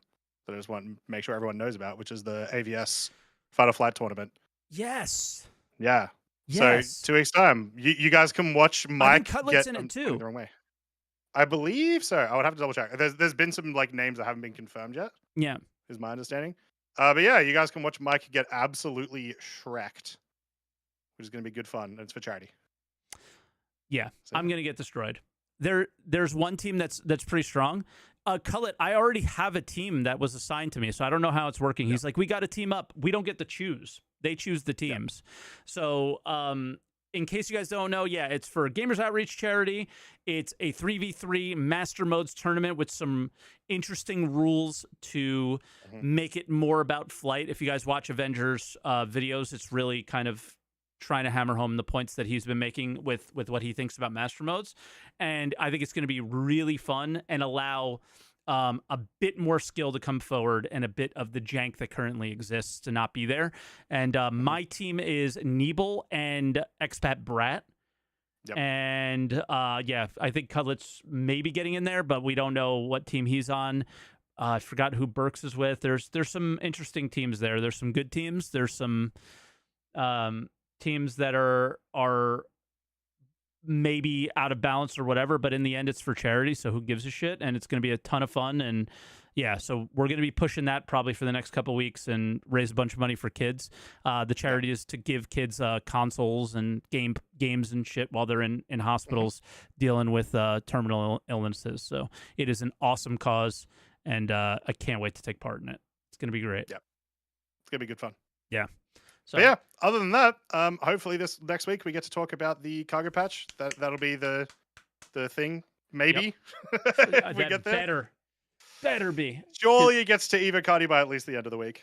Hopefully. Fingers crossed. Fingers crossed. And yeah, that'll be about it. It'll be the end of Invictus, so there won't be much else going on. So yeah. I'm not going to blame the 2 hour and 20-minute podcast on Cutlet, because we didn't get the callers until like an hour 15. That was on me. Yeah. So we had some stuff to talk about. For sure. It was every week's been busy. Every week's been busy. And ISC is going on holiday for 4 weeks coming up. And SCL for 2 weeks. That's crazy to me. Yeah. That's crazy. I mean, it makes this is the longest that they've ever done like ISCs back to back. Yes. It's just been 5 months straight, right? Well, end of January till now. So. I will just say I look forward to that every week. And from a fan standpoint, there has to be a way to deliver a show every week. Just get Jared out there live streaming some Lego. No, I don't want to see that shit. Like, you can do. They could do it. It's just a matter of figuring it out. Like, I'm sure it can be done. And it's just from a fan perspective. It is they made a post saying they were going to go maybe 2 weeks off, and they did go extra weeks this time. So it's like kind of like, all right, I get it. Yeah. But I really want to see them get to that. Like, yeah, we're going to take a 2-week hiatus, and then eventually they get their systems in place where it's a 1-week hiatus, and then hopefully they get their systems in place where there's none. Right? Like, I know. Like Linus Tech Tips does, like post like how many like it can be done, right? And he's got people. It can be done, but Star Citizen is not a video content. Like the CRG are not a video content company. They're a JPEG content company, but they're not a video content company. Agreed. But I think it can be done. It's not that I necessarily disagree with you, but I do think it's a little bit. I'm speaking, of course, and I'm just speaking from my own selfish. I want to. This isn't even from a content creator standpoint. We talk so much about how we did not have a single week off. That was boring. It's about to happen, right? It may not happen this week because we have the cargo thing, but it's coming, right? So we're gonna have an ATC. We're like, what do we talk about this week? We're gonna have that talk, Croncy, at some point, and it's because they didn't get this kind of nailed down, right? So. Well, luckily, we have a great community who can go to the questions for the show on the Discord and give us those ideas for content. Exactly. So that's when we are like, hey, what do you guys want to talk about? Like, let's pie in the sky things, Space Cutlet episode, and then we're good. Right? So that's where we'll leave it for the show. If you guys are new here catching the show for the first time, thank you. This is where, the show will take place on Twitch here, on twitch.tv/SaltEMike. If you guys are watching on YouTube, we love you over there. There is a YouTube channel for the podcast specifically, Answer the Call SC. And for the guys who've supported us with memberships and all those things, thank you. We really appreciate it. Check out the new Discord, !podcast in Twitch chat. And again, we'll put that in the description on the video on YouTube. So thank you so much for all your support lately. We really could tell you guys enjoy the show, and it's really awesome. So it's actually kind of heartwarming that the podcast is doing so well. So love you guys. Appreciate it. And don't forget to answer the call.